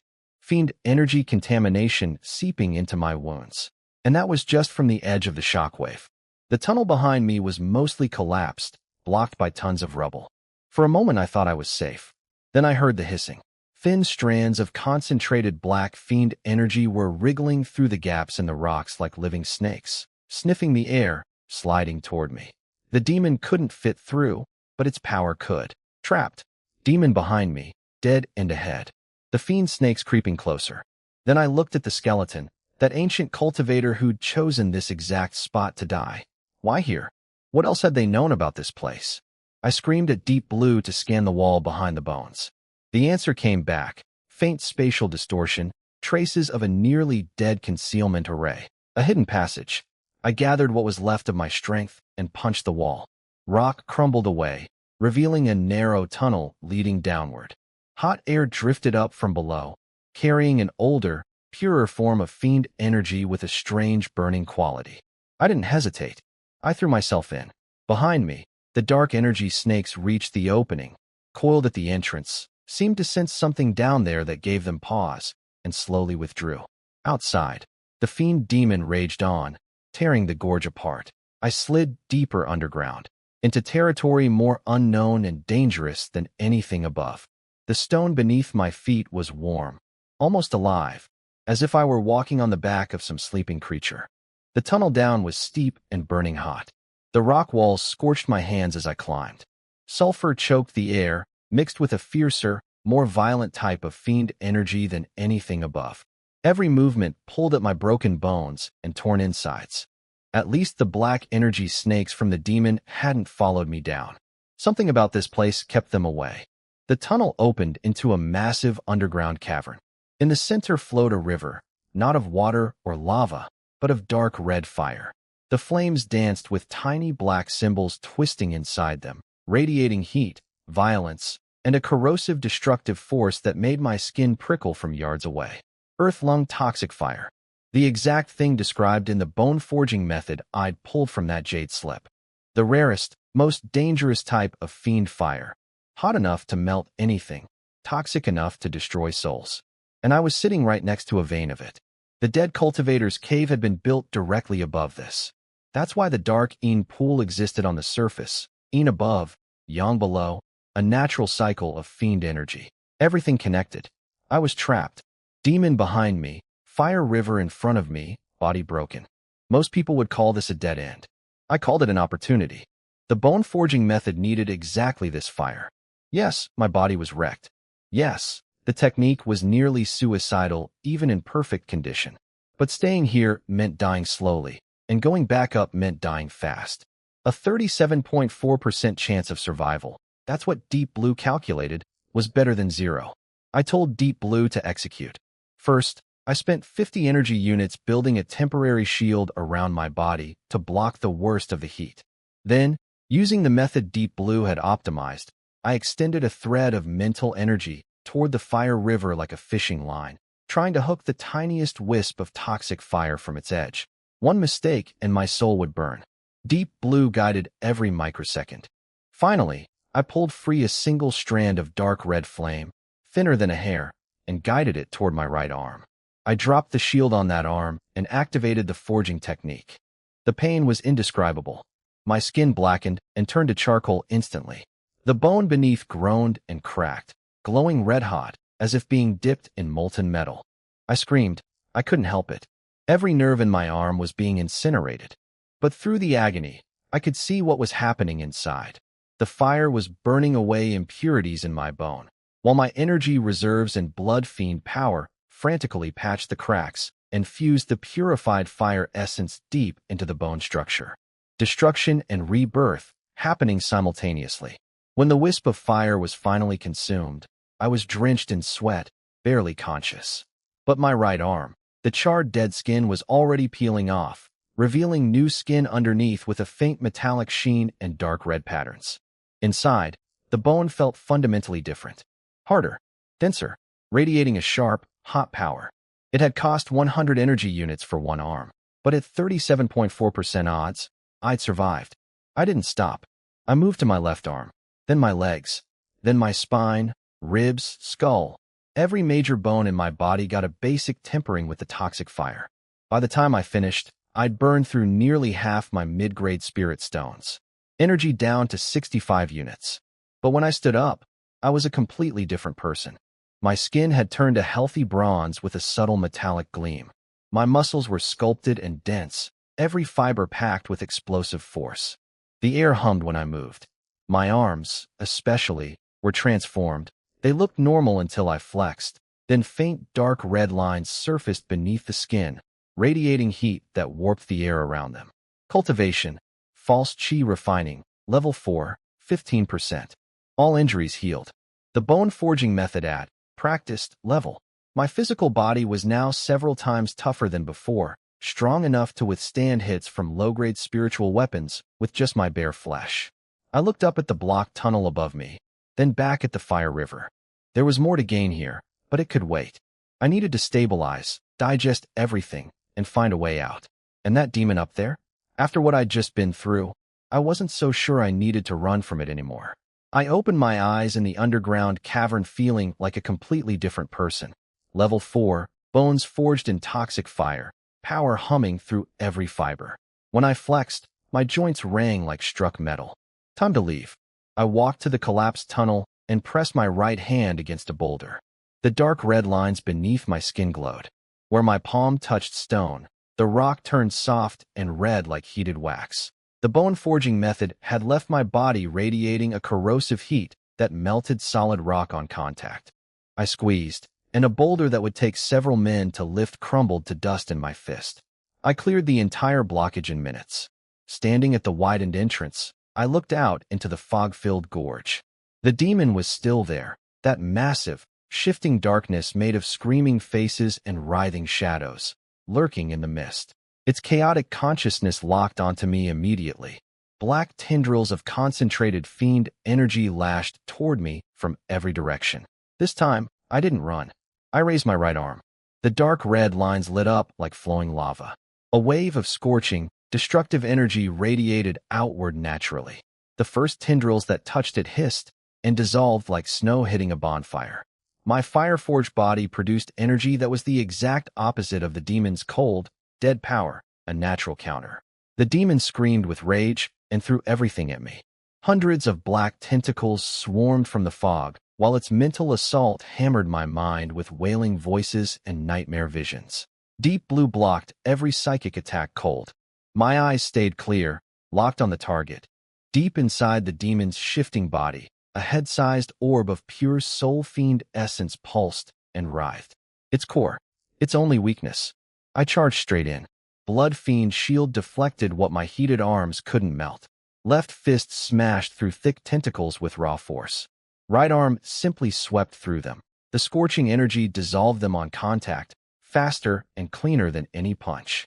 I was a purification machine cutting upstream through a river of darkness. The demon panicked. It pulled every scrap of fiend energy in the canyon toward me, pressing in from all sides like black mud, slowing me down, crushing against my shield. My energy was draining fast. I made a choice. I pulled most of my shield power away from defense and poured it into my arms. Both forearms blazed. The red lines burned so bright they looked ready to burst through my skin. Then I punched outward to both sides simultaneously. Two fan-shaped waves of scorching energy exploded from my fists, cutting through the black tide like blades through water, vaporizing everything in their path. A brief clearing opened around me. I shot forward like a missile and reached the core. It was a ball of pure darkness, twisting and pulsing, filled with countless tiny screaming faces. The most concentrated evil I'd ever seen. I loaded everything into my right fist, blood fiend power, bone-forging heat, every last drop of strength. My arm glowed like iron pulled from a furnace.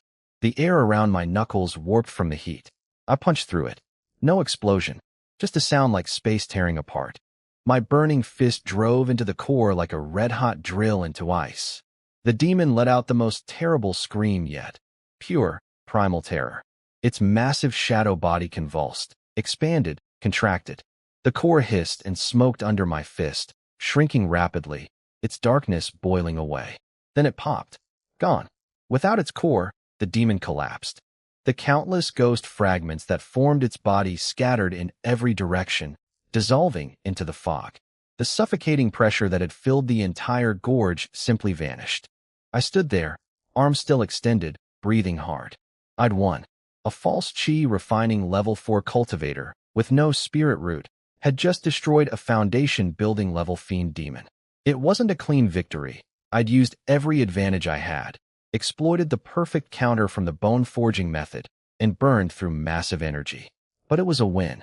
The gorge felt different now, still heavy with fiend energy, but calm, no malicious while driving it. For me, this place had transformed from a death trap into a perfect training ground for both my techniques. But that could wait. I'd been gone from the estate for too long. I needed to go back, deal with whatever had changed, and figure out my next moves. I turned toward the canyon exit and started walking. The fog was already thinning around me. The Black Wind Gorge chapter of my journey was over. But the real story was just getting started. Walking through the gorge felt different now. The fiend energy was still thick, but without the demon controlling it, the stuff just drifted aside as I passed. My body's natural heat repelled it like a flame pushing back shadows. Anything stupid enough to attack me dissolved before it got close. Before leaving, I stopped at the black pool one more time. The water was calm now, no longer erupting.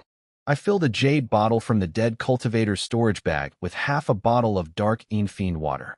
The stuff would eat through any normal container, but this bottle was specially made. It might prove useful for my cultivation later. Balancing the extreme yang fire energy in my bones with this extreme yin water could strengthen my foundation. Then I climbed out of the gorge and felt real sunlight for the first time in what felt like ages. I moved fast toward Green Cloud City. At level 4 with a fireforged body, rough mountain terrain felt like flat road. My mind was already racing ahead. I'd been gone too long. Things back at the estate needed handling, and there were debts to collect. Galpum, everyone who'd ever hurt the original owner of this body. Near the edge of the mountain range, with the city visible in the distance, I heard fighting below. 5 cultivators in matching blue outfits with cloud patterns, Yin family members, one of the 3 great clans, were surrounding 3 outmatched wandering cultivators. 2 scattered cultivators already lay dead on the ground. A middle-aged man at level 5 was bleeding badly, his left arm useless. A younger man and a teenage girl, both only level 3, were seconds from being killed. The Yin family wanted some spiritual mushroom the group had found. Standard robbery, the strong taking from the weak. I almost walked away. Not my problem. But the girl's desperate scream stopped me. It reminded me of my own helplessness in that shed, waiting to die. And weakening the Yin family, even slightly, could benefit me. Plus, I needed to test my new power against real opponents. 5 cultivators at levels 4 and 5 were a perfect measuring stick. The Yun leader, a peak level 5 swordsman, raised his broadsword to execute the young male cultivator. I appeared on the battlefield so fast nobody saw me move. I threw a single punch at the leader. No blood fiend energy, no special techniques, just pure physical force from my fire-tempered body. He spun and swung his sword at my fist, expecting to cut through flesh. The impact sounded like a cathedral bell. His sword arm shattered on contact. The blade went spinning into a distant tree. My fist continued into his chest, caving it in. He flew backward through 2 trees and crumpled to the ground, dead or dying. Total silence. The remaining 4 Yin cultivators and the 2 surviving wanderers all stared at me, frozen. I stood there, clothes still torn from the gorge, not particularly tall, but the pressure radiating from me had changed everything. The faint red glow pulsing beneath the skin of my right arm told its own story. One of them managed to stammer a threat about killing Yin family members. I said one word, "Go." They grabbed their leader's body and ran. Didn't even stop for his sword. I turned to the survivors.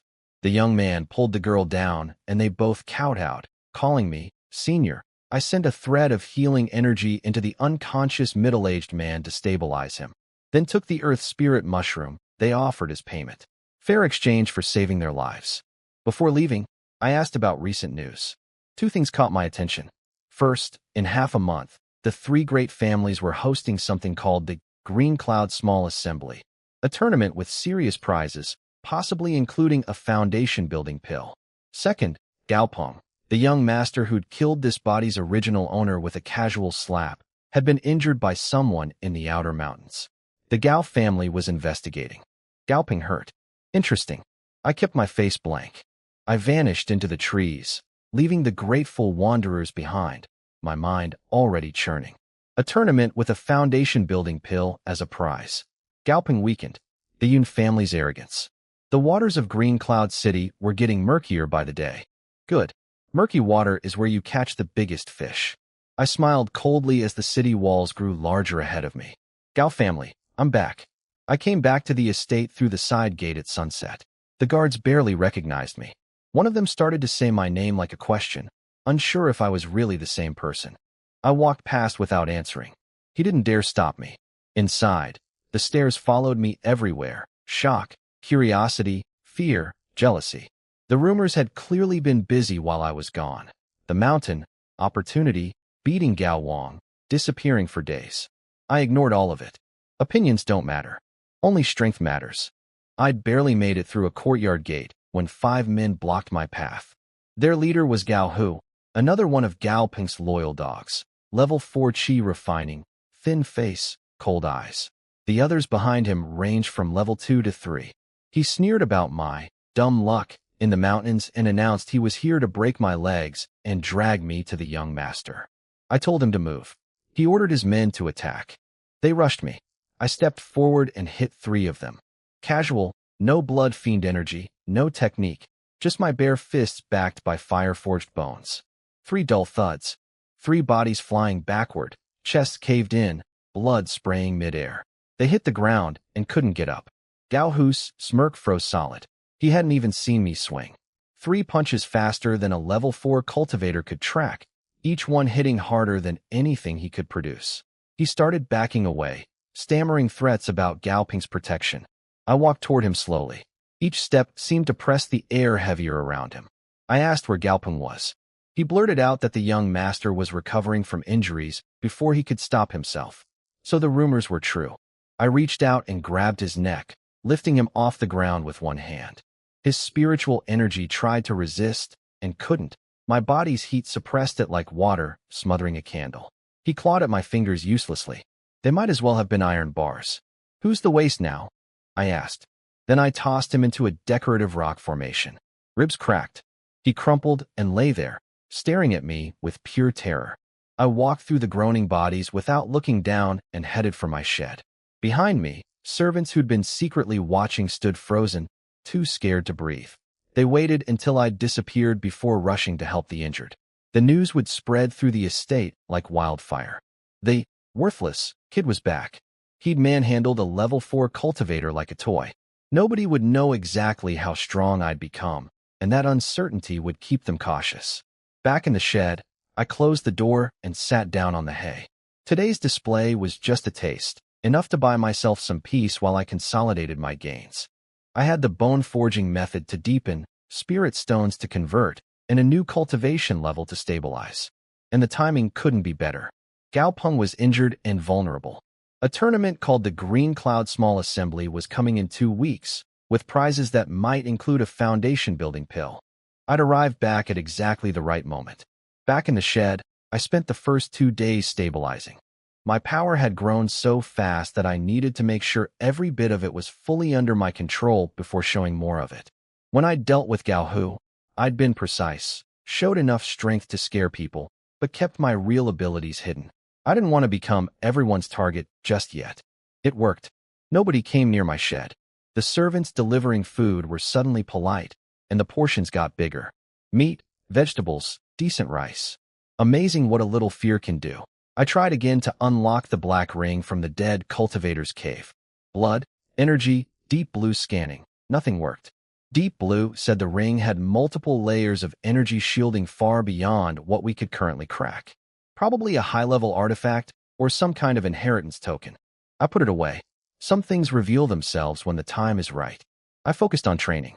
My false level 4 was roughly equal to a real level 6 cultivator's spiritual power, and my Fireforged body pushed my actual combat strength even higher. I could crush anyone below late Qi refining stage. But against level 7 or above, especially family elites with good spells and weapons, I'd still need to be careful. I practiced blending the toxic fire energy into my strikes. When I drew my fingers across the stone floor like a blade, they left a smoking, melted groove an inch deep. Not from force, but from the corrosive heat alone. Useful as a close-range killing technique, though it drained energy quickly and only worked at touch distance. Through overheard conversations and scraps from servants, I pieced together what had been happening. Gao Peng was genuinely injured, hit by a phantom fox beast in the outer mountains that shook his soul. He was bedridden, recovering. That explained why he hadn't come after me yet. The big news was the Green Cloud Small Assembly, now less than 2 weeks away. The 3 great families were co-hosting a tournament for young cultivators. The prizes were staggering. The winner would receive a top-grade attack weapon and a foundation-building pill. Even the top 10 finishers got generous spirit stones and pills. Every young cultivator in the region was scrambling to enter. Inside the families, the competition for tournament spots was already creating tension, since results would directly affect future resource distribution. A foundation-building pill wouldn't serve me the same way it would a normal cultivator. My path was about pushing my physical body to its limits, not building a spiritual foundation. But the pill's massive, gentle energy could fuel Deep Blue or help me break through to higher levels. And the tournament itself was a perfect stage to demonstrate enough strength to claim resources without fully revealing my hand.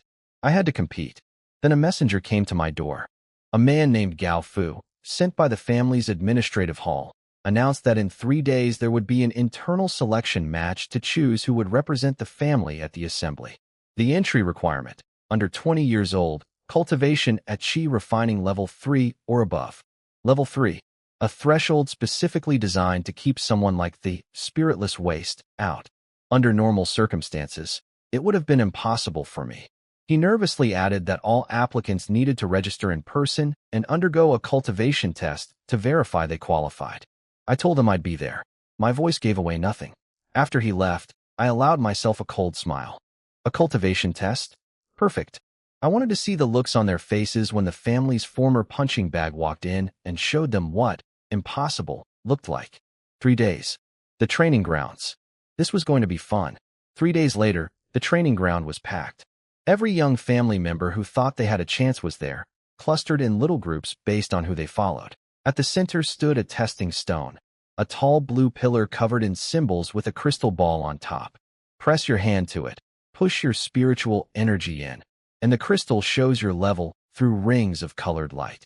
Several elders sat behind the stone on a raised platform. The one who mattered most was 3rd Elder Gao Yuanshan, known for following rules strictly and fairly. I filed that away as potentially useful.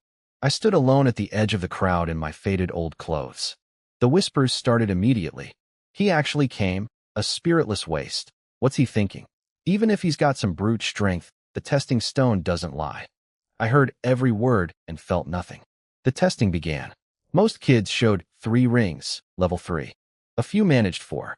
The biggest reaction came when a girl named Gao Yu, granddaughter of the second elder, pressed the stone and lit up nearly 5 rings of blue light. Level 4, approaching 5. The crowd was impressed. She walked past me with a look that said she knew exactly how far above me she was. Then my name was called. The entire field went silent. I walked to the platform, unhurried. The announcer told me to place my hand on the stone and try to feel something. He couldn't even bring himself to say, "Channel your spiritual energy," to the spiritless kid. A few people laughed. I raised my right hand and touched the stone with my fingertips. The reaction was instant and violent. The entire pillar hummed, a deep, powerful vibration nobody had heard before. Every symbol on its surface blazed white. The crystal ball erupted with light, but not the clean single-color glow everyone else had produced.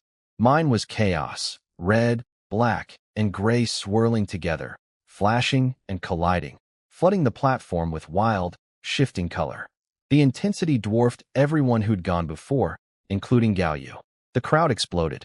What is that? Is the stone broken? He has no spirit root. Where is that energy coming from? Every elder shot to their feet.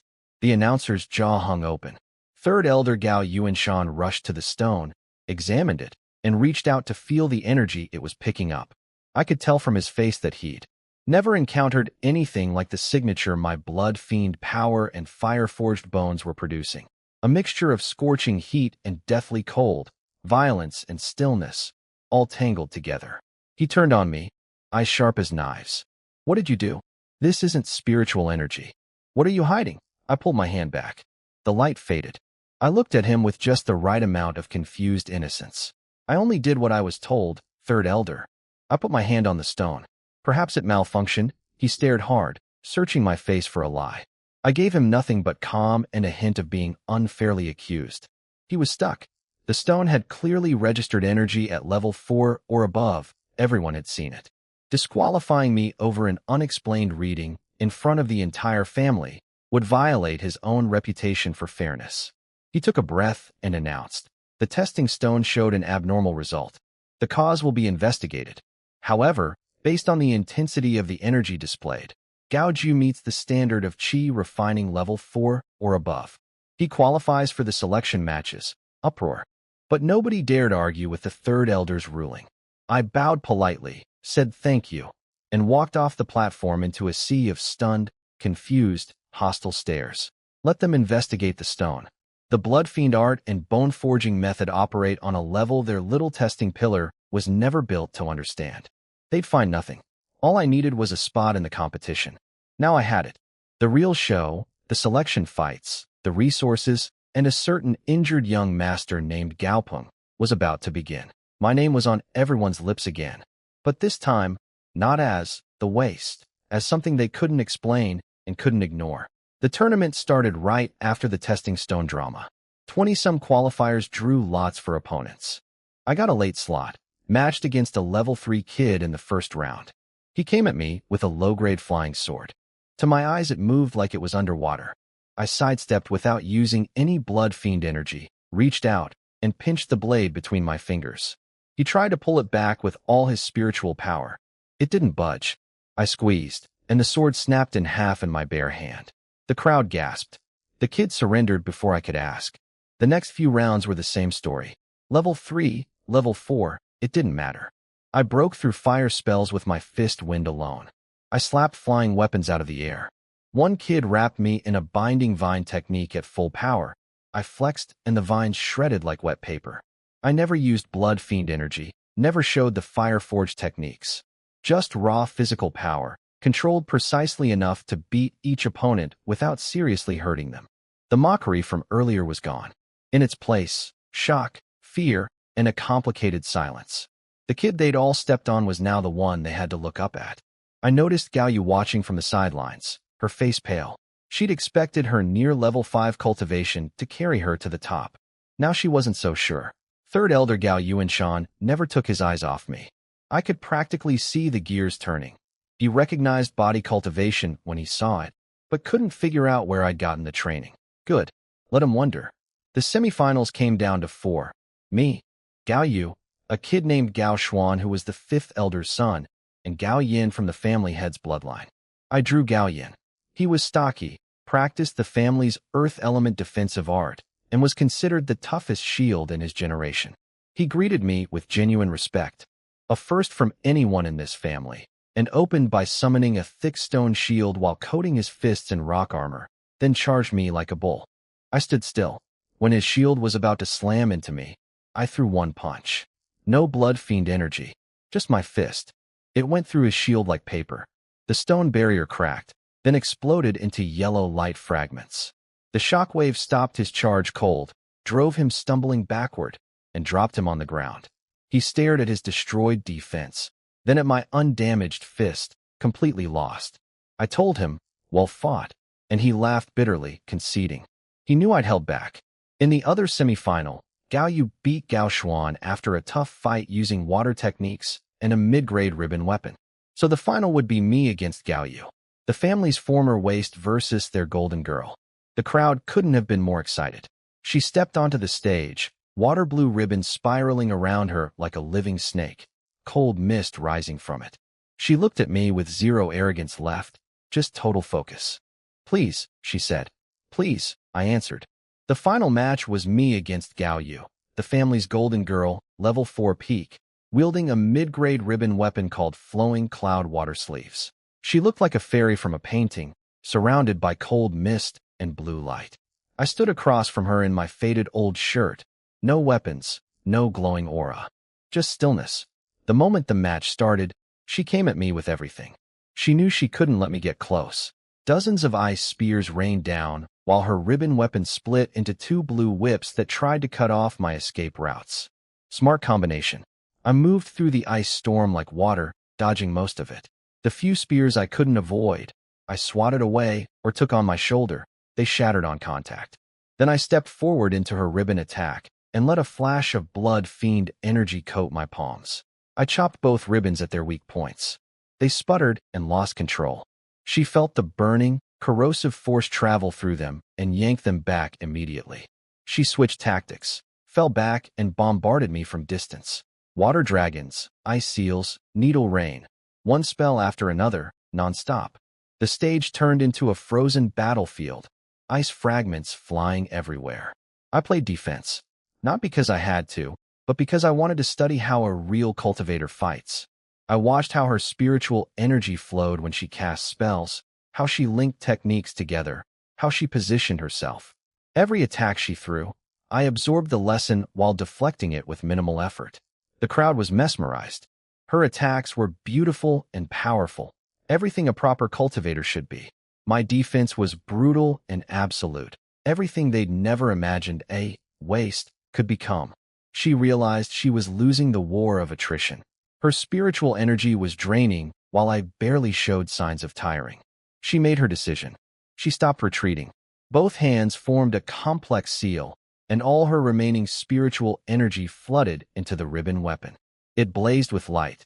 Then the 2 strands merged and transformed into a massive ice dragon, crystalline, horned, radiating a cold so intense that frost formed across the entire stage. Someone in the crowd recognized it as Ice Soul Dark Dragon, a high-level technique approaching foundation building power. The dragon opened its jaws and lunged at me. I stopped holding back. A low growl rumbled from somewhere deep inside me. Blood fiend energy erupted, wrapping me in crimson light. I stomped forward. The stage floor cracked in a web pattern under my foot. My right arm lit up with those dark red lines, glowing like flowing lava. Every ounce of blood fiend power and toxic fire energy condensed into a single fist. Blood fiend fist, full power. A dense bolt of dark red energy launched from my knuckles and slammed into the ice dragon head-on. Ice versus fire. The collision was cataclysmic. Blue and red light tangled and annihilated each other. The explosion shook the entire training ground, hammered the protective barriers until they flickered, and blasted freezing wind mixed with scorching heat across the crowd. When the light cleared, there was a crater in the center of the stage. Gao Yu stood on one side, pale as snow, blood trickling from her lip, barely staying upright. Her ribbon weapon hung limply from her arm, its spiritual power damaged. I stood on the other side, still in my punching stance. My face was slightly pale, and my breathing was heavier.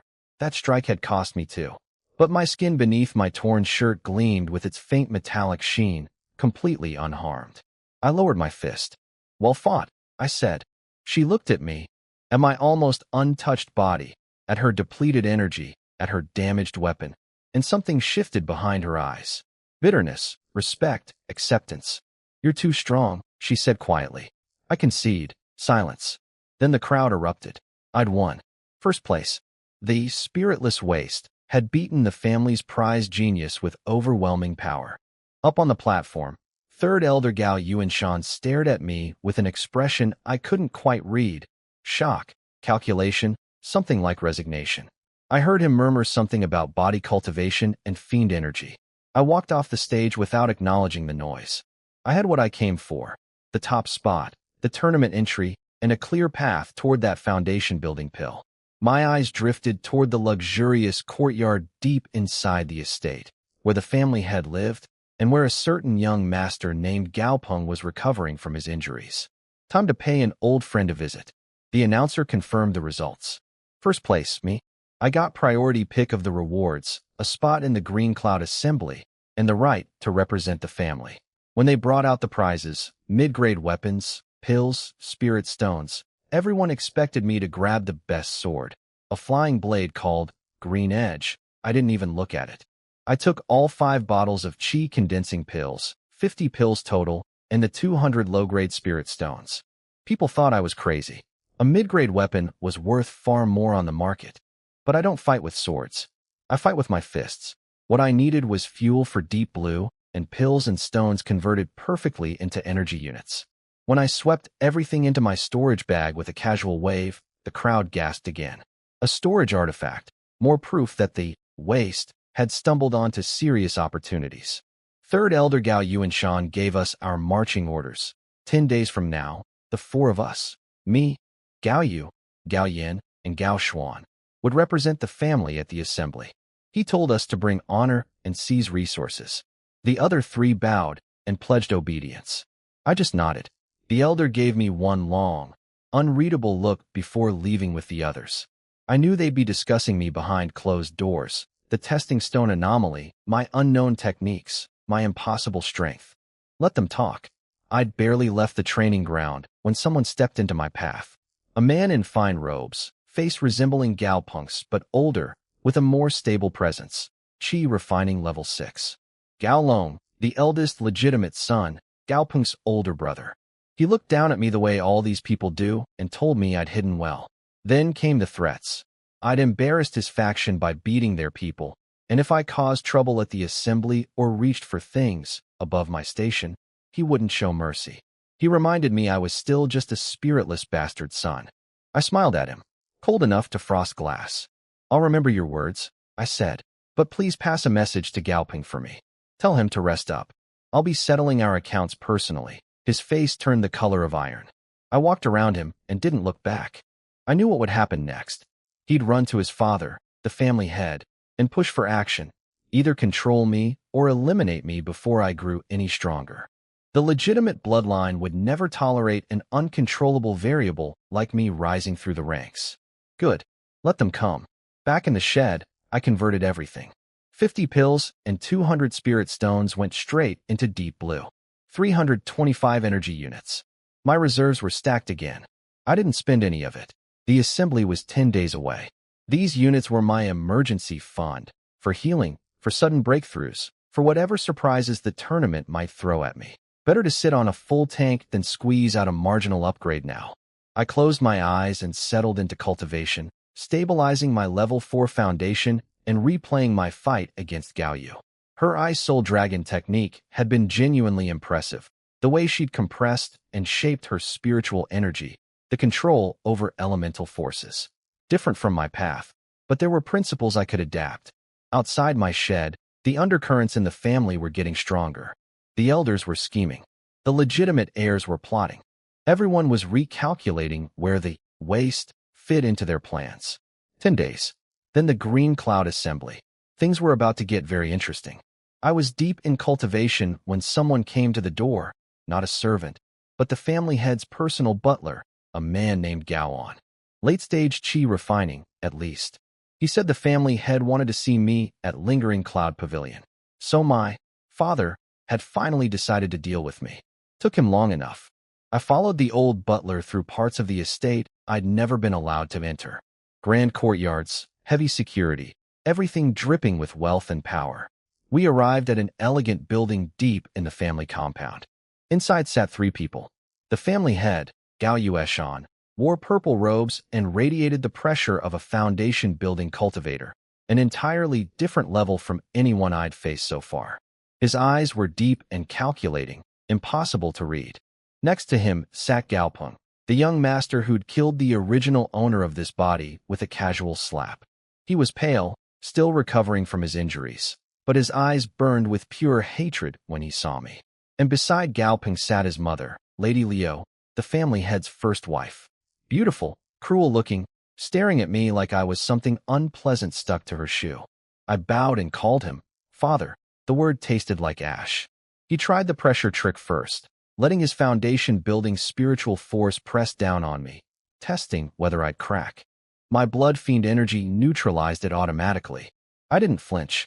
He started with fake warmth, called me my boy, said he was sorry for neglecting me after my mother died. Then came the real agenda, wrapped in concern. My power was mysterious and potentially dangerous. For my own safety, and for the family's stability, I should hand over whatever inheritance or technique I'd found. The elders would examine it and guide me properly. In return, the family might even help me reach foundation building. Lady Liu cut in before he finished, calling my abilities demonic and demanding to know what evil techniques I'd picked up. I didn't even look at her. Gao Peng jumped up and pointed at me, shouting that I clearly had some dark cultivation method and should be eliminated immediately. The family head silenced them both and repeated his offer, more firmly. Hand over my techniques, and all past offenses would be forgiven. Refuse, and face family punishment. I told him the truth, or at least a version of it. I'd eaten a strange fruit in the mountains, survived, and got stronger. No special techniques, just rough fighting skills. Nothing to hand over. Nobody believed me, which was exactly what I expected. The family head stood up and dropped all pretense. His full foundation building pressure crashed down on me like a mountain. Any normal Qi refining cultivator would have been on their knees begging. His voice turned to ice. One last chance to hand over my inheritance or face the consequences. I stood perfectly straight. My blood fiend energy rose to meet his pressure, not matching it in raw power, but cutting through it with a sharp, fierce edge that made something flicker in his eyes. I have no inheritance to give, I said. Then I let my own energy wake up.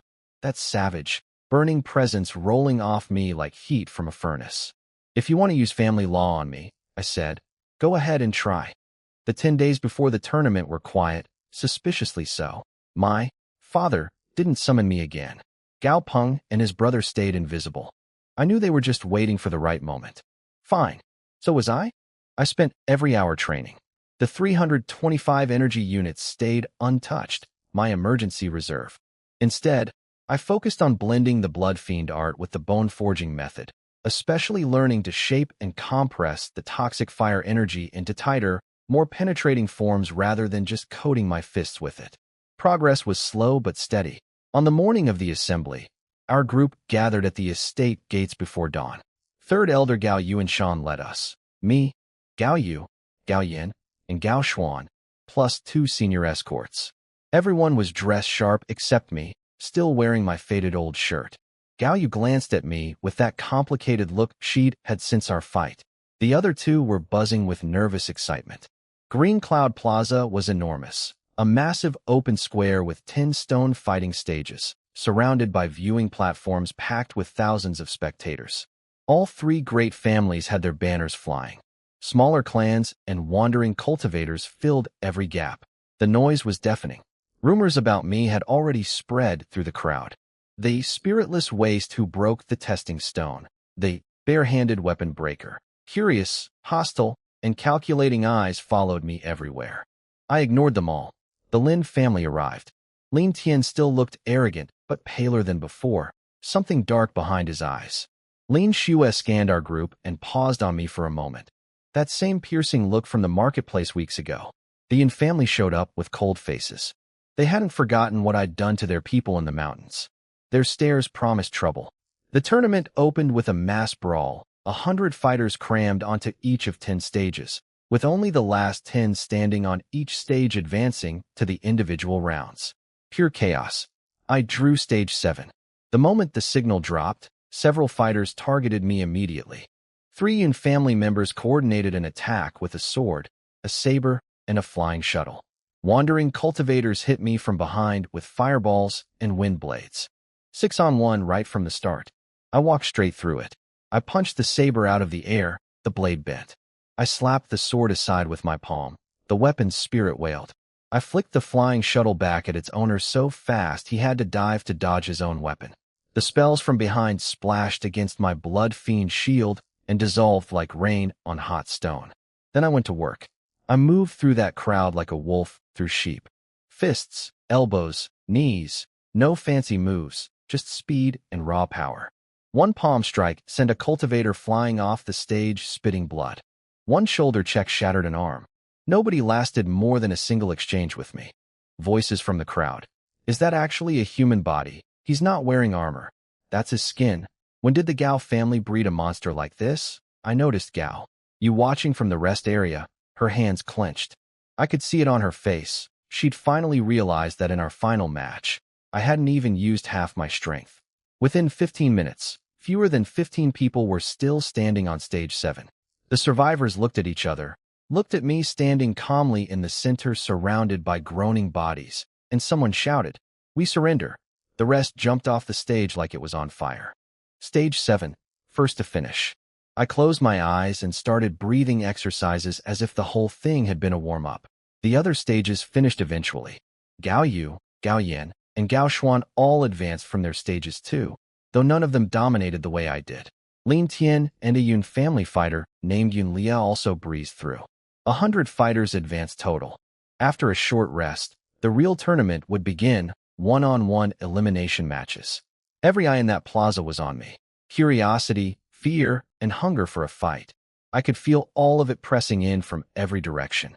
I opened my eyes and looked at the lottery box where we draw our opponents. That foundation-building pill was mine. Anyone in my way would learn that the hard way. The draw for the elimination round gave me exactly the kind of fight I wanted.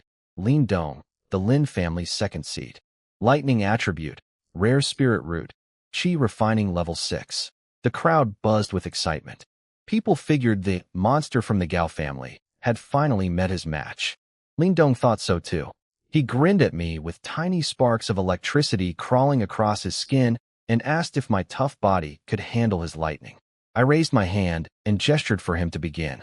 He didn't waste time. His hands blurred through seals, and a ball of blue lightning the size of a human head formed between his palms, crackling, violent, filling the air with a numbing charge. He called it palm lightning and launched it at me faster than most people could track. I met it head-on. No dodging. I let my blood fiend energy surge to full, lit up the fire-forged lines on my right arm, and threw a blood fiend fist at 70% power. The collision was massive. Blue and red light tangled and exploded. The shockwave hammered the protective barriers around the stage until they groaned. When the flash cleared, I was standing in the same spot with a few sparks dancing on my knuckles, which my body's heat snuffed out in seconds. Lin Dong had stumbled back half a step, face white with shock. His best opening attack had been punched apart. He refused to accept it. He poured out everything he had left and summoned a thunder serpent, a massive snake made of pure concentrated lightning, thick as a barrel, crackling with enough power to match a late-stage Qi refining cultivator's full strike. The air around it turned to ozone. This one was serious. Blood Fiend Fist alone might not be enough. I stopped holding back. I pulled the toxic fire energy from deep in my bones, flooding both arms until the dark red lines blazed like flowing lava. Then I crossed my arms and threw both fists forward simultaneously. Not simple punches this time. but two crossing waves of burning blood-fiend energy that scorched black grooves into the stage floor as they flew. The blood-fiend art and the bone-forging method, working together for the first time in real combat. The impact shook the entire stage. Lightning and crimson fire devoured each other in a blinding explosion that forced every spectator to shield their eyes. A brief vacuum formed at the center of the blast. When the dust settled, I was still standing. Blood at the corner of my mouth. That serpent had packed real power, and absorbing the impact wasn't free. But I was upright, functional, and my blood-fiend energy felt slightly more refined from the clash. Lin Dong was on one knee, chalk white, coughing blood, his lightning completely spent. The serpent technique had drained him dry, and the explosion's backlash had damaged him internally. He looked up at me and said 3 words. "I've lost." The silence lasted about 2 seconds before the entire plaza erupted. The crowd went absolutely wild. I'd beaten a level 6 lightning specialist in a head-on power contest. No tricks, no evasion, just pure force against force, and I'd come out on top. From the Gao family section, I caught third elder Gao Yuanshan's expression shifting. He was recalculating my value to the family in real time. From the Lin family area, Lin Tian's face had gone dark as a thundercloud, murderous intent practically visible. Lin Shue watched me with those thoughtful eyes again. The Yin family looked like they'd swallowed something bitter. I wiped the blood from my lip. The fight had actually helped. The extreme pressure of clashing with lightning had compressed my blood-fiend power a fraction tighter. Combat really was the fastest way to grow. I watched Lin Dong being helped off the stage by his people, then turned and walked down calmly. First elimination round, 1. And I was just getting started. After beating Lin Dong, I went back to the rest area and sat down to recover. That thunder serpent had shaken my insides and drained about 30% of my blood-fiend power. Nothing serious. My body heals fast, but I needed to be ready for whatever came next. The second round was easy. A level 5 fighter from a minor family who'd clearly heard about me. He lasted a few moves before I punched him off the stage. Into the top 25. Gao Yu also advanced. Gao Yin and Gao Xuan weren't so lucky. They ran into Lin Tian and a Yun family talent and lost. Only 2 of us from the Gao family remained. Third round, 25 down to 13, with 1 lucky bye. Gao Yu drew the bye. I drew the worst possible opponent. Yuni, the Yin family's top seed. Level 7. Wind Attribute Rare Spirit Root. Supposedly the fastest fighter in the entire young generation. Everyone expected a real battle this time. They were right. The moment the match started, Yuni vanished. Not just fast, he literally melted into the wind. His family's secret movement technique let him become nearly invisible, striking from anywhere. Razor-sharp wind blades started appearing from every direction, behind me, above me, from both sides. Silent and almost impossible to track. I dodged and punched most of them away, but he was too fast. One slipped through and cut my left arm. Shallow, but it proved his attacks could hurt me. Then he activated something worse. A wind-binding domain. The air around me thickened into a swamp of micro-tornadoes that dragged at my movements, slowing me down while his wind blades kept coming faster and sharper. I called on Deep Blue, analyzed the domain structure, find the weak point, predict his movement pattern. Deep Blue identified the southeast corner as the energy source and started tracking his high-speed trajectory. My defense immediately sharpened. I stopped swinging blind and started placing blocks and dodges based on predicted paths. Yuni noticed the change and got serious. He materialized briefly, hands flashing through seals, and formed his ultimate attack. A single wind blade barely a foot long, so compressed it was blue-black and warped the space around it. Enough power to threaten a level 8 cultivator. He fired it at my heart. I had one chance. I stopped trying to dodge. I sucked in a deep breath, and for the first time in the tournament, I unleashed both techniques together. Blood-fiend art and bone-forging method fused into one. The dark red lines across my body blazed white-hot. A devastating heat erupted from my core. I pushed both palms forward and released it. A fan-shaped wave of burning crimson energy, not a focused beam, but a wide flood of scorching blood-fiend fire, filled with tiny burning symbols, hot enough to evaporate moisture from the air on contact. The wind domain twisted and collapsed wherever the wave touched. I'd figured this move out on my own during training. A crude area attack I was calling Burning Fiend Bloodwave. Rough, expensive, but devastating. Yunie's ultimate wind blade flew into the wave and started dissolving immediately, like ice dropped in a furnace. By the time it pushed through, it had almost nothing left. I swatted it away with one hand. The wave kept going, sweeping across half the stage toward Yunie's position. His ghost-like movement technique faltered in the superheated air. He tried to escape the coverage area, but was a fraction too slow. The edge of the wave caught his right leg. He screamed. His clothes burned away instantly. The skin beneath blackened and shriveled, smoking, as the corrosive fire energy bored into his flesh and started crawling up through his channels. He crashed out of his wind form and hit the ground, clutching his ruined leg, unable to fight. The stage was scorched black. The air stank of burning. I stood in the middle, pale and breathing hard. That attack had drained most of my remaining blood fiend power. But I was standing, and he wasn't. Total silence from the crowd. Then the referee snapped out of it and announced my victory. The plaza exploded. My name echoed everywhere, mixed with words like Fiend Fire and Burning Wave. I'd just beaten the fastest young cultivator in the region with an area attack he couldn't outrun. Third Elder Gao Yuanshan shot to his feet, staring at me with an expression caught between awe and alarm. Every family leader and elder in the stands was reassessing me. Lin Tian's face was pure murder. Lin Xue studied me with those sharp, thoughtful eyes. The Yin family looked like they'd been slapped. I walked off the stage, drained but satisfied. That fight had pushed me further than any training session could. The forced fusion of both techniques under pressure had created something new, rough and costly, but a real weapon. I also knew what this meant. Every major power in the city now saw me as a threat. The road ahead would be harder and more dangerous than ever, but also more interesting. Back in the rest area, I sat down and started recovering. The fight with Yun Yi had cost me heavily.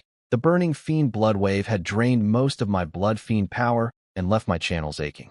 But I could feel that the extreme pressure had actually compressed my core vortex tighter, making it denser and more efficient. The fusion between my blood fiend energy and the toxic fire had deepened another notch. I asked Deep Blue to analyze the new technique. The verdict: powerful range attack, great against energy-based spells and domain techniques, but too expensive at 35% of my total reserves, too slow to charge, and hard to aim precisely. Deep Blue generated an optimized energy routing that would cut consumption by 8% and speed up formation by 15%. I loaded it immediately and started practicing the new pathways while recovering. The butler, Gao On, showed up with a jade box from my father, supposedly medicine to help me recover. I refused it without opening it. I knew exactly what this was. The family head had seen my real power and was switching from threats to bribery. Accept the gift, owe the favor. I wasn't interested. Gao On delivered a smooth speech about the family always supporting me and apologizing for past neglect. I nodded politely and told him I needed to rest. He left with that same unreadable look in his old eyes. Support? More like they wanted to leash me. If I'd been weak, today's delivery would have been punishment, not pills. Meanwhile, I knew the other families were scheming. Over in the Lin section, Lin Tian was furious about my performance. His father, Elder Lin Xiao, was there too, calmer but more dangerous. I didn't hear their conversation, but I could guess. The foundation-building pill was supposed to be Lin Tian's. My existence threatened that plan. They'd try something, and it wouldn't be honorable. The Yin family was equally hostile after what I'd done to their top fighter. An hour later, the fourth round was announced. 13 fighters down to 7, one by. I drew my opponent. When the name went up, nobody was surprised. Me versus Lin Tian. He looked at me from across the plaza and silently mouthed the words, "Your luck just ran out." I looked back at him, calm as still water. Gao Yu got a manageable opponent and looked relieved. She knew fighting either of us would be hopeless. The referee called our names. The crowd erupted. The biggest dark horse of the tournament against the acknowledged top talent of the three great families. We landed on the main stage at the same moment. Our auras collided before either of us moved. His spiritual pressure like a stormy ocean crackling with hidden lightning, mine a deep, burning stillness radiating lethal heat. Wind whipped across the stage from the clash alone. He spoke first, dripping with contempt. "I'll show you that trash will always be trash." Borrowed power is nothing against real talent. I looked at him steadily. Let's talk, I said. Let your fists do the talking. Lin Tian didn't waste time. The second the match started, he slammed both palms into the stage floor, and the entire arena disappeared inside a cage of lightning. Thick bolts weaving together from every direction, forming a prison of pure thunder. They called it 8-direction lightning prison, a technique that could kill level 8 cultivators. Inside, it was hell. Lightning tore at my blood fiend shield from every angle. The electricity burned through, numbing my muscles, scorching my skin. This was far beyond anything Lin Dong had thrown at me. I asked Deep Blue for a way out. The answer wasn't good. No weak points, energy distributed evenly. The only power source was Lin Tian himself outside the cage. Breaking through by force would cost 65% of my reserves, with less than 40% chance of success. So I went on offense instead. I launched a burning fiend blood wave at one section of the cage wall. It worked. The lightning dimmed where the wave hit, but the cost was enormous. Another 20% of my power gone. Then Lin Tian tightened the cage. The lightning bolts came alive, coiling inward like giant snakes trying to crush me. My shield was collapsing. No more holding back. I bit my tongue, spat blood into my energy field, and burned my own blood essence and soul force for a temporary power explosion. It was desperate and would leave me wrecked afterward, but I had no choice. My power surged to the absolute peak of level 4, touching level 5. I compressed my fiend energy into tight, spinning balls of concentrated destruction using Deep Blue's optimized routing, and punched through the closing lightning snakes one after another. Each one shattered on contact. I was carving a path out of the cage through sheer violence. Lin Tian's confident smirk vanished. He couldn't believe I was breaking free. Then he pulled out his trump card, a talisman. Purple gold, covered in lightning runes, radiating power that made my hair stand on end. Someone in the crowd screamed its name. Purple Sky Divine Thunder Talisman, a second-tier top-grade talisman equivalent to a full power strike from a foundation-building cultivator. He activated it without hesitation. A pillar of purple lightning thick as a barrel fell from the sky, like divine punishment, tearing straight through his own cage, aimed directly at my head. Faster than anything I'd faced. Far beyond Qi refining level. I just burned through my explosive boost. Old energy spent, new energy not yet formed. I couldn't dodge, couldn't block normally. Deep Blue screamed a warning and generated one possible survival plan. Dump every single stored energy unit into reinforcing my right arm. All 325 units. Everything I had. I didn't hesitate. Do it. The energy vanished instantly, flooding into my right arm, into the bones that the toxic fire had forged. My entire arm blazed with dark red light, the lines beneath my skin flowing like actual lava. The bones groaned under the strain, cracking but holding, reinforced by that massive surge of power. I raised my glowing arm and met the purple lightning head-on. The explosion erased the stage. The protective barriers shattered. People nearby were thrown to the ground, some bleeding from their ears. Purple and crimson light swallowed half the plaza. When it cleared, the stage was mostly gone, just a massive charred crater. Lin Tian knelt on one side, drained white, barely conscious from the backlash of using a talisman far above his level. I knelt on the other side. My right arm was destroyed, blackened, split open, the glass-like bones visible through the ruined flesh, covered in hairline fractures. Blood poured from my mouth. My energy reserves read 0. Everything hurt, but I was alive. I'd blocked a foundation-building level attack with my arm and survived. The silence lasted forever. Then I saw Lin Tian trying to stand, mumbling about killing me, reaching for more spiritual energy that wasn't there. I was faster. I gathered the last wisp of blood fiend power into my left fist, launched myself forward, and drove it into his dantian. He folded like paper, sprayed blood, and collapsed unconscious. I turned to the referee, swaying on my feet, arm hanging useless. "Can you announce the result now?" My voice was barely a whisper. He stammered it out. "Winner, Gao family, Gao Jiu." Dead silence. Then I started walking off what was left of the stage, one slow step at a time, back straight despite everything. That's when the crowd finally erupted, the loudest roar I'd heard in either of my lives. Every step off that ruined stage sent fire through my body. My right arm was the worst. The bones held together only because of the massive energy dump that had reinforced them, but they were cracked throughout, the flesh charred and split open. I was pale, drained, barely standing. But my back was straight, and I looked every single person in that crowd in the eye.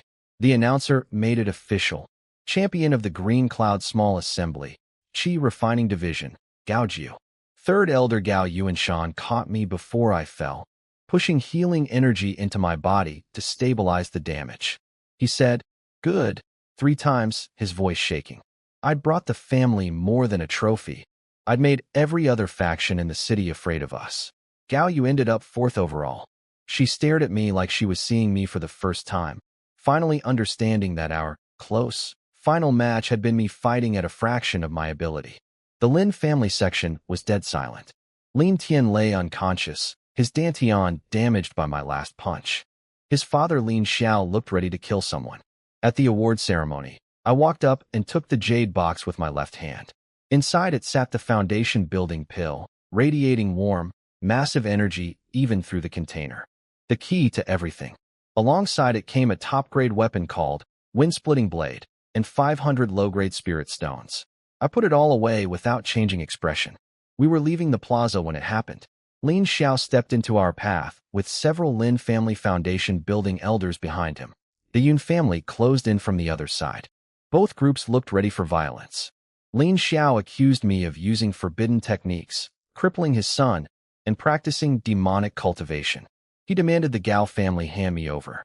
The Yun elder backed him up, calling my methods suspicious and dangerous.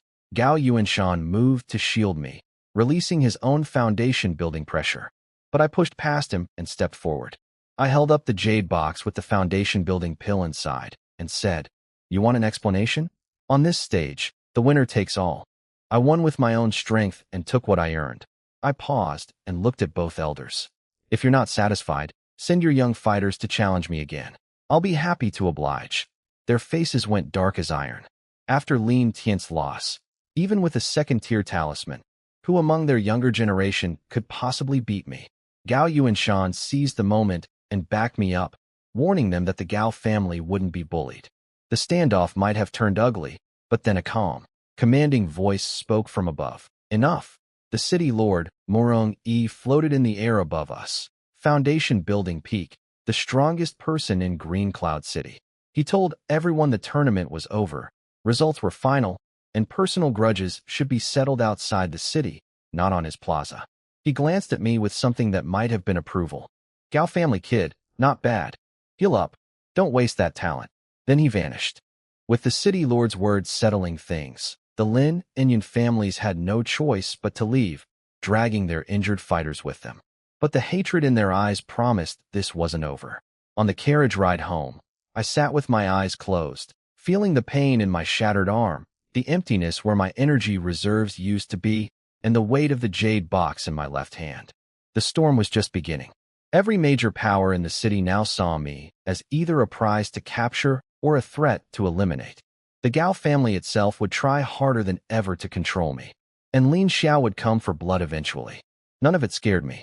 I tightened my grip on the foundation building pill. First, heal. Then, use this pill to get stronger than any of them can imagine. In this world, only absolute power lets you control your own fate, and I intended to have it. The carriage ride home felt like an eternity. Every bump in the road sent pain shooting through my shattered right arm. The bones were held together by nothing more than the residual energy from that desperate last-second reinforcement. Cracked throughout, flesh burned away, barely functional. My blood fiend power was almost completely gone, and Deep Blue's energy had dropped to 7.3% and was still falling just to keep my body from collapsing. I held the jade box with the foundation building pill in my left hand the entire way. The temptation to crack it open and absorb it immediately was enormous, but a crowded carriage surrounded by people watching my every move was the worst possible place. The pill's energy was massive. Forcing it down in my current state without proper preparation could do more harm than good. Back at the estate, a crowd had gathered at the gates. The reception was nothing like what I'd ever experienced here. Instead of contempt, there was excitement, pride, awe. "Our family got the championship," they said. He survived a foundation building level talisman. Even the people who'd spat on the original owner of this body were now looking at me like I was their hero. Third Elder Gao Yuanshan personally escorted me past the outer areas and into the core family district, a clear signal of my new status. He set me up in a private courtyard with training rooms and isolation arrays, far nicer than any shed. He told me nobody would be allowed in without my permission and to ask for whatever I needed. He wanted to ask about my techniques. I could see the questions in his eyes, but he held back, just patted my shoulder and told me the family would shield me from outside threats. Once alone, I activated the courtyard's privacy formations and finally let my guard down. The pain hit full force. I tried absorbing spirit stones the normal way, but the moment I activated my cultivation technique, my right arm exploded with agony so intense it nearly scattered the tiny bit of blood fiend power I had left. The arm's damage was blocking energy flow through half my body. Normal recovery would take forever. I asked Deep Blue for options. 3 plans came back. Plan 1. Slow recovery with basic pills and techniques. 71 days. Too slow. The Lin family wouldn't wait that long. Plan 2. Use 30% of the foundation building pill for accelerated healing. 15 days. Moderate risk, but it wasted most of the pill's potential. Plan 3. Consume the entire pill plus 80% of my spirit stones. Deep Blue would take full control, performing deep reconstruction, repairing and strengthening my glass-like bones, reinforcing my channels, and most importantly, using all that energy to deduce and complete the missing portions of the blood fiend art beyond the chi refining stage. 7 days. Extreme pain. Zero combat ability during the process, but the payoff was everything I needed. The blood fiend art I'd been using was incomplete. It only covered up to late chi refining. I had no idea how to reach foundation building on my path. Deep Blue was saying it could figure that out, given enough energy. That alone made the choice obvious. Plan 3. I said. Deep Blue warned me the pain would reach 8.7 out of 10. Nearly unbearable. I placed the jade box in front of me, stacked the spirit stones around me in a circle, and put my left hand on the box.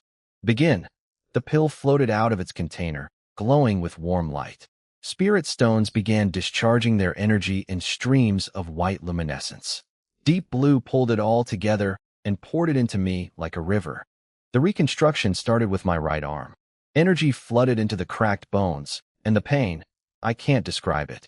Like every bone being ground to powder and reassembled molecule by molecule. I bit down so hard blood ran from my gums. My whole body shook, but I kept my mind clear, guiding the energy flow alongside Deep Blue's precision control. Dead skin peeled away. New flesh grew beneath it, faintly luminous. Torn channels reconnected and widened. The bone fractures sealed, the structure becoming denser and tougher than before. Meanwhile, in my consciousness, Deep Blue's interface was a blur of activity, data streams for the blood fiend art racing, combining, filling in gaps. The missing cultivation path beyond chi refining was being built in real time. I didn't know how long it took. Time lost meaning in that ocean of pain and transformation. What I also didn't know was what was happening outside. The Lin family had launched a full investigation into my background, activating spies inside our estate and criminal contacts in the mountains. The Yin family was doing the same. Even the city lord's office was quietly gathering information. Inside the Gao family, the head, my father, told Third Elder that he'd protect me and give me whatever rewards I'd earned, as long as I stayed loyal to the family. He said he'd respect my secrets. But I knew better than to believe that face value. The younger generation in the family had been electrified. Gao Yu and the others were training harder than ever, using me as their benchmark. Outside my sealed room, storms were gathering from every direction. Inside, I was being reforged. 7 days passed like a single breath of agony and rebirth. When I opened my eyes on the 7th morning, the world looked sharper, clearer, more alive than ever before. My body hummed with power. The blood fiend energy flowing through my widened, reinforced channels was no longer wild and restless. It moved like a deep, controlled river, responding to my thoughts instantly. My cultivation had stabilized at the absolute peak of the chi refining stage, pressing against the invisible wall of foundation building. And thanks to Deep Blue's work, I now had a clear map of how to break through that wall when the time came. My right arm was the biggest transformation. It looked normal on the outside, smooth, unblemished skin, no trace of the charred ruin it had been 7 days ago. But when I clenched my fist, I could feel the difference in every fiber. The bones had been rebuilt denser and tougher than before, with a strange glass-like quality that radiated contained power. Deep Blue's data confirmed it. Strength increased 278%, energy conductivity up 155%, with room to grow further. I tested it casually, just swung my arm at a black obsidian testing post in the courtyard. No technique, no blood fiend energy, just physical force pushing air. The post, designed to withstand full strikes from late chi refining cultivators, came away with a deep gouge across its surface. I smiled. This, glass bone, arm was going to be very useful. Deep Blue showed me the full picture. Health, peak condition.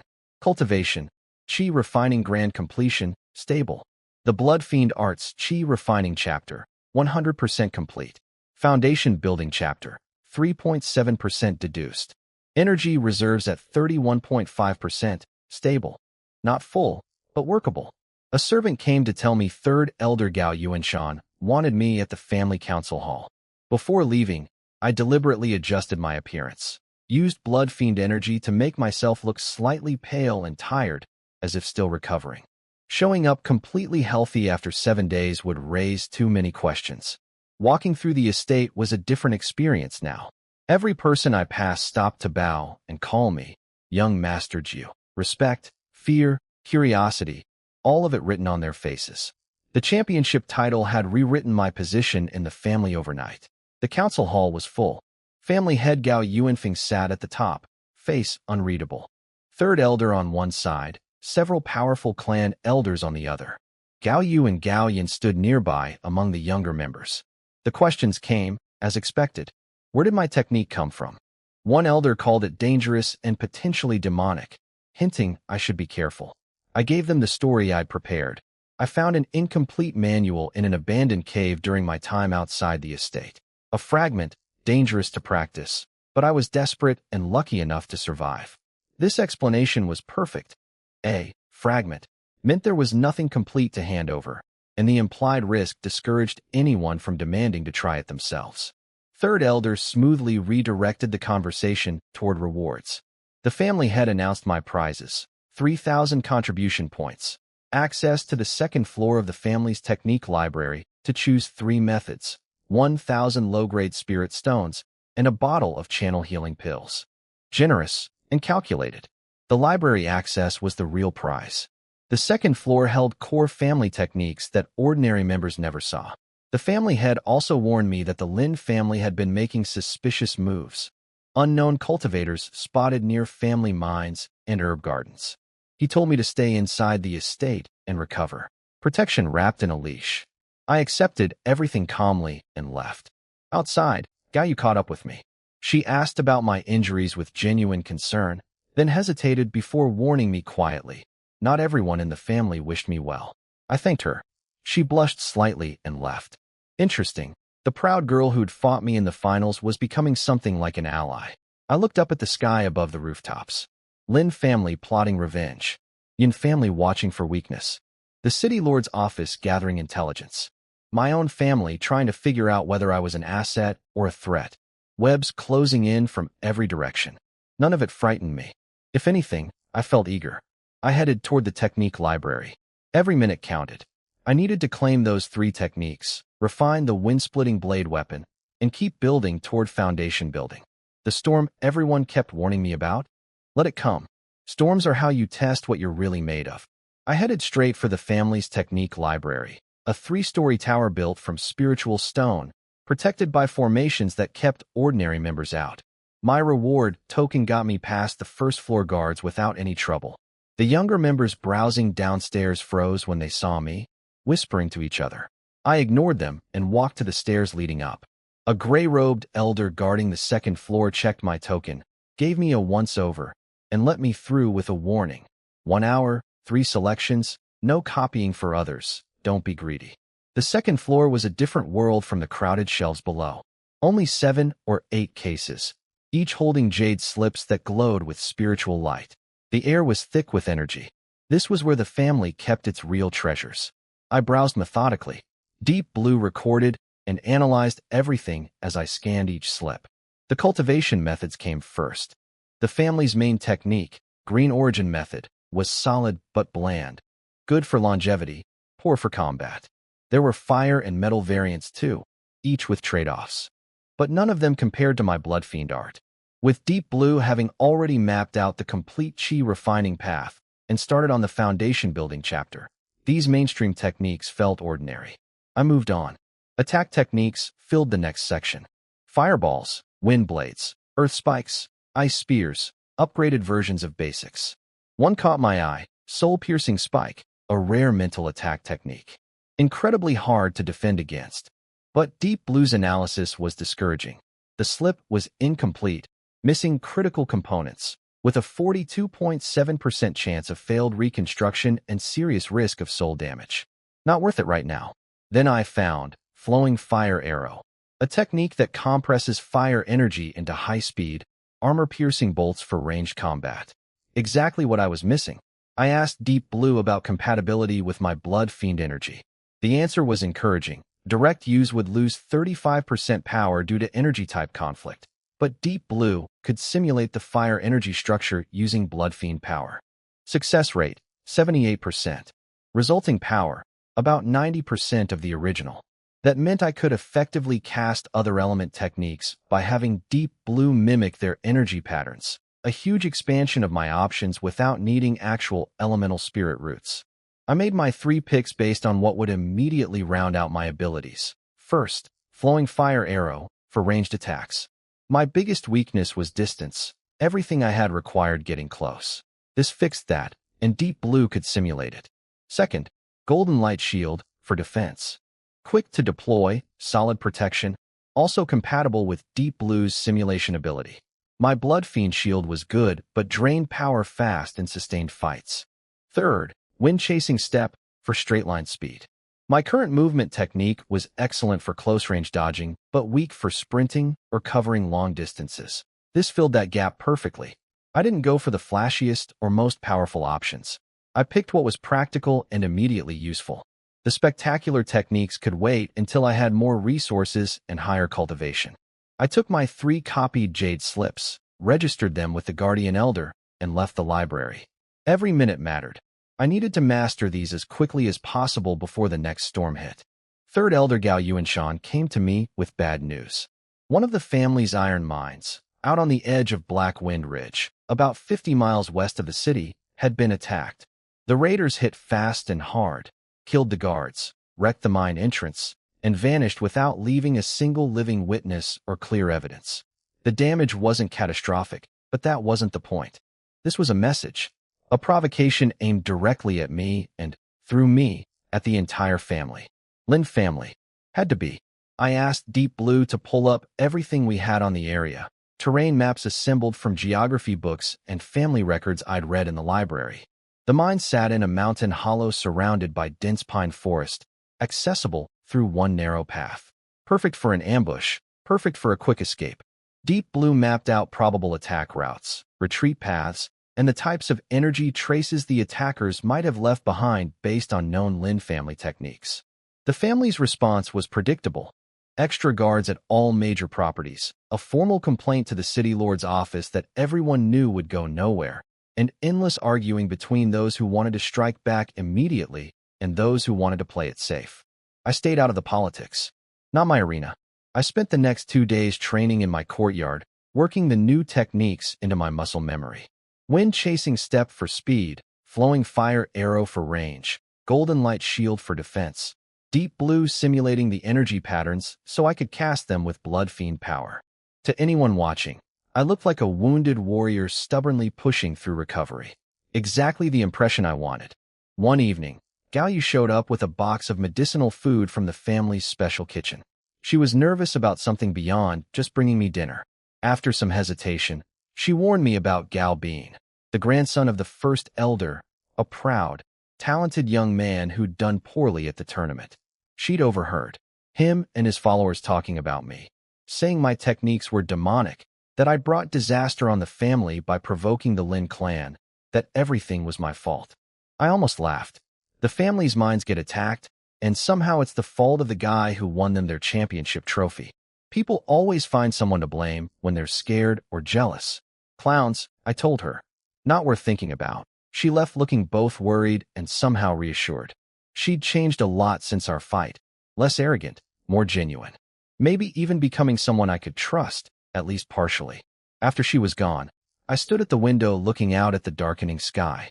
Gao Bean and his petty grudges were nothing. A skin rash, not a real disease.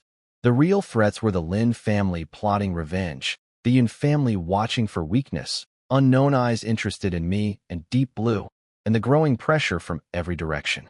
I needed to reach foundation building. Only then would I have real standing in this city, real power to deter the threats closing in. The foundation building pill's energy was already inside me from the 7-day reconstruction, but the actual breakthrough required perfect timing, maximum absorption, minimum risk, a safe window where I wouldn't be interrupted. That window was shrinking fast. External pressure and internal politics were both pushing me toward a decision. I sat down and began cycling my blood fiend energy through my channels, polishing them smooth, compressing my power tighter and tighter, preparing my body for the biggest leap yet. Outside my little courtyard, the invisible whirlpool engulfing Green Cloud City was spinning faster. And I was sitting right at its center. I needed more power. Enough to tear through everything coming my way. The days after the tournament settled into a rhythm. Each night, I spent hours quietly feeding blood fiend energy into the wind-splitting blade, nurturing its newborn spirit until it began recognizing me. By the end of one session, the blade hummed softly and slipped into my sleeve on its own, responding to my thoughts. We were becoming partners. My right arm kept surprising me. One morning, without using any spiritual energy or technique, I casually pressed my open palm toward a reinforced courtyard wall from a distance. The wall, built from spiritual stone with protective formations, dented inward an inch, cracks spreading like a spider web. Pure physical force from the glass bones, without even trying. If I combined that with blood fiend energy and the blade, the destructive potential was frightening.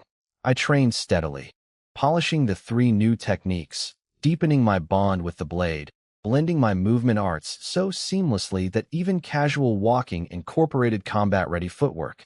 I stopped pretending to be as weak as before, though I still kept my full power hidden.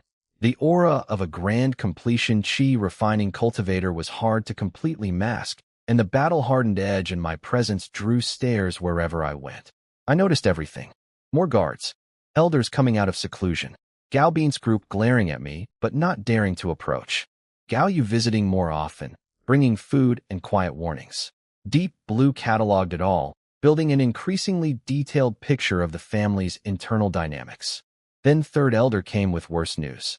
All of our intelligence contacts in Black Mountain Town, a key outpost near Lin family territory, had gone silent overnight. Simultaneously, someone had systematically eliminated our entire spy network there. Lin family, no doubt about it. They were stripping away our eyes and ears, preparing the battlefield for something bigger. It got worse. The elder told me the Lin family had secretly reached out to Black Wind Fortress, a gang of ruthless bandits hiding deep in the mountains that the 3 families had tried and failed to wipe out for years. If the Lin family was hiring criminals to do their dirty work, ambushing our trade caravans, assassinating isolated family members, things would get very ugly very fast. The family was split between those wanting immediate retaliation and those counseling patience. Neither side had a clear plan. The elder looked at me directly and said what we both knew. I was the primary target. The Lin family, the bandits, possibly even people within our own walls. They all had reasons to come after me. His advice was simple. Use the foundation building pill, break through, get stronger. Only real power would protect me now. After he left, I sat alone with the jade box in my hands. I'd been planning to wait, to polish my foundation a little more before attempting the breakthrough. But enemies don't wait for your schedule. I asked Deep Blue for the numbers. Success rate for an immediate breakthrough attempt, 71.3%. Time needed, 3 to 7 days. Critical requirement, absolute quiet and 0 interruptions.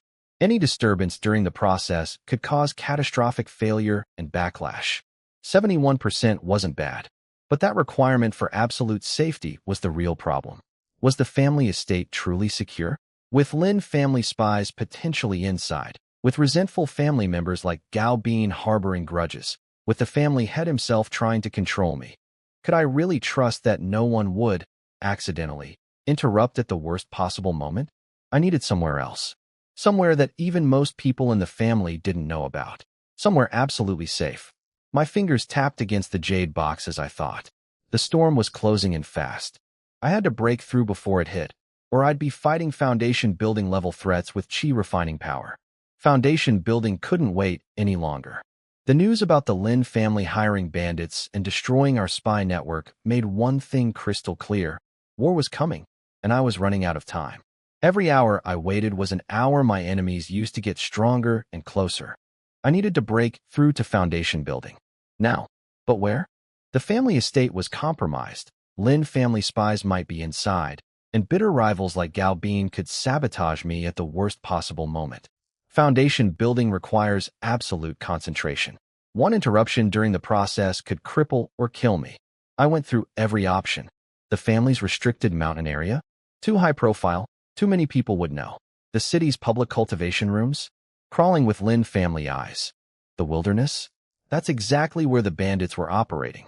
Then I remembered something from the original owner's childhood memories. Years ago, his father had shown him the family's properties, including an abandoned ancestral shrine near the back wall of the estate. Built from black obsidian stone and shadowine wood, materials that naturally block spiritual energy and perception from passing through walls. The family had built a bigger, fancier shrine decades ago and forgotten this one completely. I asked Deep Blue to evaluate it. Hidden, isolated, built from spirit-blocking materials, technically still family property, so outsiders couldn't easily approach. The downsides were low ambient spiritual energy and possible structural decay. But I had enough spirit stones and pills to compensate for thin energy, and I could set up my own protective formations. Perfect. I quietly had one of my assigned guards use my token to collect formation materials from the family storehouse. Hiding arrays, soundproofing arrays, a basic energy-gathering formation. Nothing suspicious individually, requested in small batches from different people, explained as upgrades for my courtyard. At dusk, when most people were eating dinner and the patrol shifts were changing, I slipped out. Gray clothes, suppressed aura, deliberately pale face, just a recovering invalid taking a slow walk. 2 patrol groups saw me and bowed without questions. I spotted Gao Bean in the distance. He sneered but didn't approach. I memorized his face. After foundation building, if he still wanted trouble, I'd give him some. The old shrine was exactly as neglected as I'd hoped. Black stone walls covered in dead vines, a rusted copper lock on the door, weeds pushing through every crack. I dissolved the lock with a touch of blood fiend energy and went inside. The main hall was empty except for a broken stone altar and decades of dust and cobwebs. But the obsidian walls did their job, standing inside. I could barely sense anything from outside. Natural spirit blocking, still working after 50 years. I got to work immediately. 2 concealment formations around the outer walls to make the building practically invisible to casual observation. Soundproofing and alarm formations on the doors and inner walls.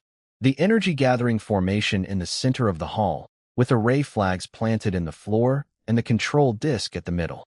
By the time I finished, it was fully dark. The place was crude, cold, and slightly creepy in the moonlight. But surrounded by layers of protection, I felt safer than I had in weeks. I sat in the center of the formation, adjusted my breathing, and brought my condition to its peak. Then I took out the jade box. When I opened it, the foundation building pill's energy filled the dead hall like sunlight flooding a cave. That small, glowing sphere sat in its container, radiating warmth and power, and the sweet scent of concentrated spiritual medicine. No more hesitation. No more waiting for perfect conditions. The storm was almost here, and I needed wings before it arrived. I picked up the pill and swallowed it. It dissolved instantly. A torrent of energy, vast, warm, overwhelming, crashed through my body like a river breaking through a dam. Every channel, every organ, every bone flooded with power. Deep Blue's interface blazed to life. Data streams racing, algorithms firing. guiding the massive energy flow toward that invisible barrier between chi refining and foundation building. The breakthrough had begun. Outside the forgotten shrine, the family estate slept under a tense, uncertain peace. Nobody knew that in this abandoned corner, the person at the center of every faction's schemes was attempting the most important transformation of his life. The dragon in the eye of the storm was finally spreading its wings. The pill dissolved the instant it touched my tongue. Then it exploded. A flood of energy, more massive than anything I'd ever absorbed, crashed through my channels like a river smashing through a valley. My blood fiend power, normally flowing smooth and controlled, was thrown into chaos. My channels swelled to their breaking point, screaming with pain. It felt like being torn apart from the inside. Deep Blue fired emergency warnings. The pill's peak energy was 12.7% higher than predicted. My channels were at critical capacity. It immediately shifted into crisis mode, rerouting energy flows away from weaker pathways, reinforcing channel walls in real time, working like a master engineer trying to prevent a dam from bursting while the flood was already pouring in. The pain was beyond description, but the sense of imminent death was held back. Barely. I locked my awareness on my Dantian. Inside, my blood fiend energy had become a massive spinning whirlpool. The pill's pure energy was being sucked in, colliding and merging with my own power. Every collision stung like a needle. Every merger made the whirlpool darker, denser, with a strange deeper light appearing within the red. This was the first step of foundation building, turning gaseous spiritual energy into liquid true essence, compressing it, purifying it, forcing a fundamental change in its nature. It required enormous energy and even greater willpower to endure the backlash. Time stopped meaning anything. Pain became the entire world. Then, at the center of the whirlpool, something changed. The energy wasn't purely gas anymore. It had become thick, heavy, a fog caught between states. The critical moment. I gathered every scrap of mental force I had and pressed down on the whirlpool's center like an invisible fist. Deep Blue pushed its auxiliary energy to maximum, helping me compress. A sound like the world cracking open rang through my soul. The whirlpool froze, then collapsed inward. And at its very center, a single drop appeared. Tiny, impossibly heavy, dark red with microscopic symbols flickering inside it. The first drop of liquid true essence. That drop triggered a chain reaction. The whirlpool stopped spinning and began falling inward. Energy rushed toward that single drop, being absorbed, compressed, transformed. One drop became two, then three, then dozens. A shallow pool of dark red true essence formed at the bottom of my Dantian, small, but radiating power 10 times more concentrated and 100 times purer than my old gaseous energy. But it wasn't over. I could feel it now, a wall. Invisible, formless, but absolutely real. The barrier between chi refining and foundation building. It blocked my perception from reaching deeper into the world's energy, locked my life force at a lower level. Until I broke through it, I wasn't truly foundation building. I shaped all my new liquid essence into a sharp, dark red spike and drove it at the barrier with everything I had. The remaining pill energy joined the assault. The wall held. Again. Blood seeped from my eyes, nose, ears. My body was screaming. The barrier was far stronger than expected, and my energy was draining fast. Deep Blue warned me, not enough power. The barrier exceeded predictions. I didn't hesitate. I swept my left hand and activated the hundreds of spirit stones I'd arranged around me. They drained in seconds, turning to dust as their energy streamed into my body like white rivers, refueling my assault. The dark red spike blazed brighter, sharper, harder. I hit the barrier one final time. Crack. A sound so clear it echoed through my soul. A fracture appeared in the invisible wall. Then cracks spread like lightning across glass, and the entire barrier shattered. The moment it broke, my soul felt like it had been unchained. My perception exploded outward. Suddenly I could sense everything within 100 yards. Every insect, every blade of grass, even the faint pulse of an underground energy vein beneath the shrine.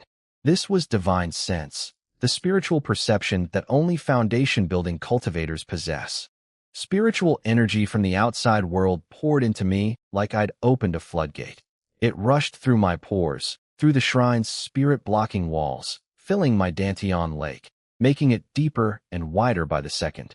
My body transformed, flesh, channels, bones all being washed clean by the energy. My glass-bone right arm glowed softly, drinking in the change, growing even stronger. Impurities were pushed out through my skin, forming a layer of dark, foul-smelling grime on my surface. When it finally settled, I opened my eyes. They were different now. Not the sharp, aggressive eyes of a chi-refining fighter. These were deep and calm like a dark lake, with faint red lights swirling in their depths. The eyes of someone who had crossed a fundamental boundary of existence. I could feel the pool of dark red true essence in my Dantian. Dense, powerful, flowing with controlled violence. My divine sense blanketed everything nearby in perfect clarity. The difference between this and chi refining was like the difference between seeing the world through a keyhole and throwing the door wide open. Foundation building. I'd done it. But before I could even savor the moment, my new divine sense picked up something outside. Several unfamiliar presences, carrying killing intent and fiend energy, moving fast along the outer edges of the family estate, searching for something, or someone. My eyes went cold instantly. So someone didn't want me to break through in peace. I stood. The filth on my skin disintegrated into nothing, revealing a body more perfect and more dangerous than ever before. New power surged through my blood, hungry for a test. I stepped out of the old shrine and vanished into the night like a ghost. The hunt was on, but this time I wasn't the prey. The world felt completely different after foundation building. My divine sense spread outward like an invisible tide. Everything within 100 yards became crystal clear. Swaying grass, worms underground, the tired breathing of distant patrol guards, individual particles of spiritual energy floating in the air. It wasn't like the vague sensing I'd had before. This was like holding a perfect three-dimensional map of everything around me in my mind. Inside my body, the pool of dark red liquid true essence sat calm and deep in my Dantian. One thought, and it responded instantly, flowing wherever I directed it. The raw power it contained dwarfed my old gaseous energy by at least 10 times. My foundation felt rock solid. No more of that slightly unstable feeling from advancing too quickly. My glass-bone right arm hummed with a warm resonance when true essence flowed through it, ready to channel even greater force than before. Then my divine sense caught something that killed my good mood instantly. Southeast, about 80 yards out, near the estate's outer wall, 3 figures in black, moving through a bamboo grove like ghosts. Late chi refining, levels 7 or 8. Their energy carried a cold, predatory quality unlike anything from the 3 great families. This was the signature of people who lived by violence. Blackwind Fortress bandits. They were searching, checking hidden corners, scanning secluded spots, heading roughly toward my old shrine. Someone had leaked my location, or at least told them to look for a badly injured young cultivator in seclusion. Perfect timing. I needed test subjects. I moved without using any movement technique. No spiritual energy fluctuations to give me away. Just raw physical speed enhanced by foundation building, guided by divine sense reading the air currents around me. I closed 80 yards in a few breaths, silent as smoke. At 30 yards, I could see every detail through my divine sense. Their masked faces, the predatory gleam in their eyes, their careful formation. I struck with pure mental force first. 3 invisible spikes of divine sense, modeled loosely after the soul-piercing spike concept, slammed into the backs of their skulls simultaneously. All 3 froze, eyes glazed, bodies locked up. Not enough to kill. My soul attack was crude, but enough to stun them for a critical moment. I appeared beside the last man in their formation. My right hand extended, 2 fingers together, no spiritual energy coating them at all. Just the glass-bone arm's raw physical power at foundation building speed. I tapped his temple. His skull caved inward like a crushed eggshell. He dropped without a sound. 1 step, and I was in front of the second. Left hand, fingers like a blade, pure flesh and bone, sliced across his throat. His neck snapped with a quiet crunch. He fell clutching his ruined throat, dead before he understood what happened. The leader was just recovering from my mental attack when he saw his second companion die. Then he saw me standing in front of him, a pale, young face with eyes like frozen black lakes. Terror hit him like a physical blow. He tried to scream, tried to fight, tried to move his spiritual energy. I pressed my foundation building aura down on him like a mountain. His bones creaked. His energy froze solid. He couldn't twitch a finger. I placed my hand on his head and ripped through his mind. Soul searching, a crude technique I'd instinctively understood upon reaching foundation building, forcing my divine sense into his consciousness and tearing out memories. Brutal, destructive, and I felt zero guilt using it on a bandit. His memories flooded in. Caravans raided, villages burned, a secret meeting with a Lin family steward, orders to infiltrate the Gao estate perimeter and find a young man believed to be gravely injured and in seclusion. Confirmation. The Lin family had fed them my information directly. I also extracted their numbers, strength distribution, and locations of temporary camps outside the city.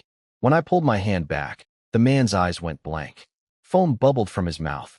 His soul was shattered. He collapsed, dead. 3 bodies in a silent bamboo grove.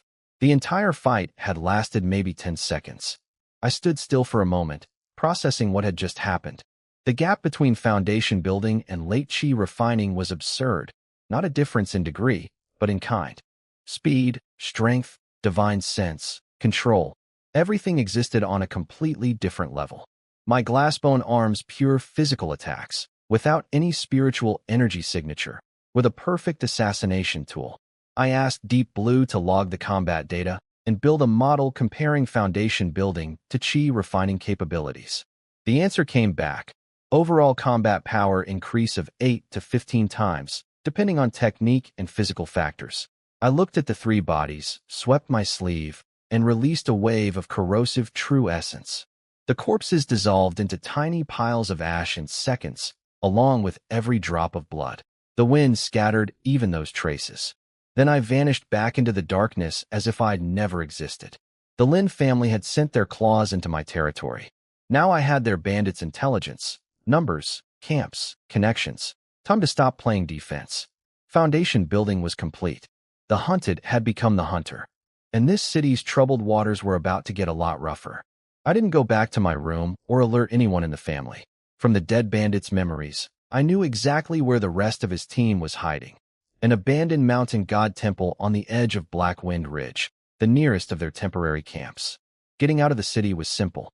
I found a quiet stretch of wall between patrol routes, crouched, and jumped.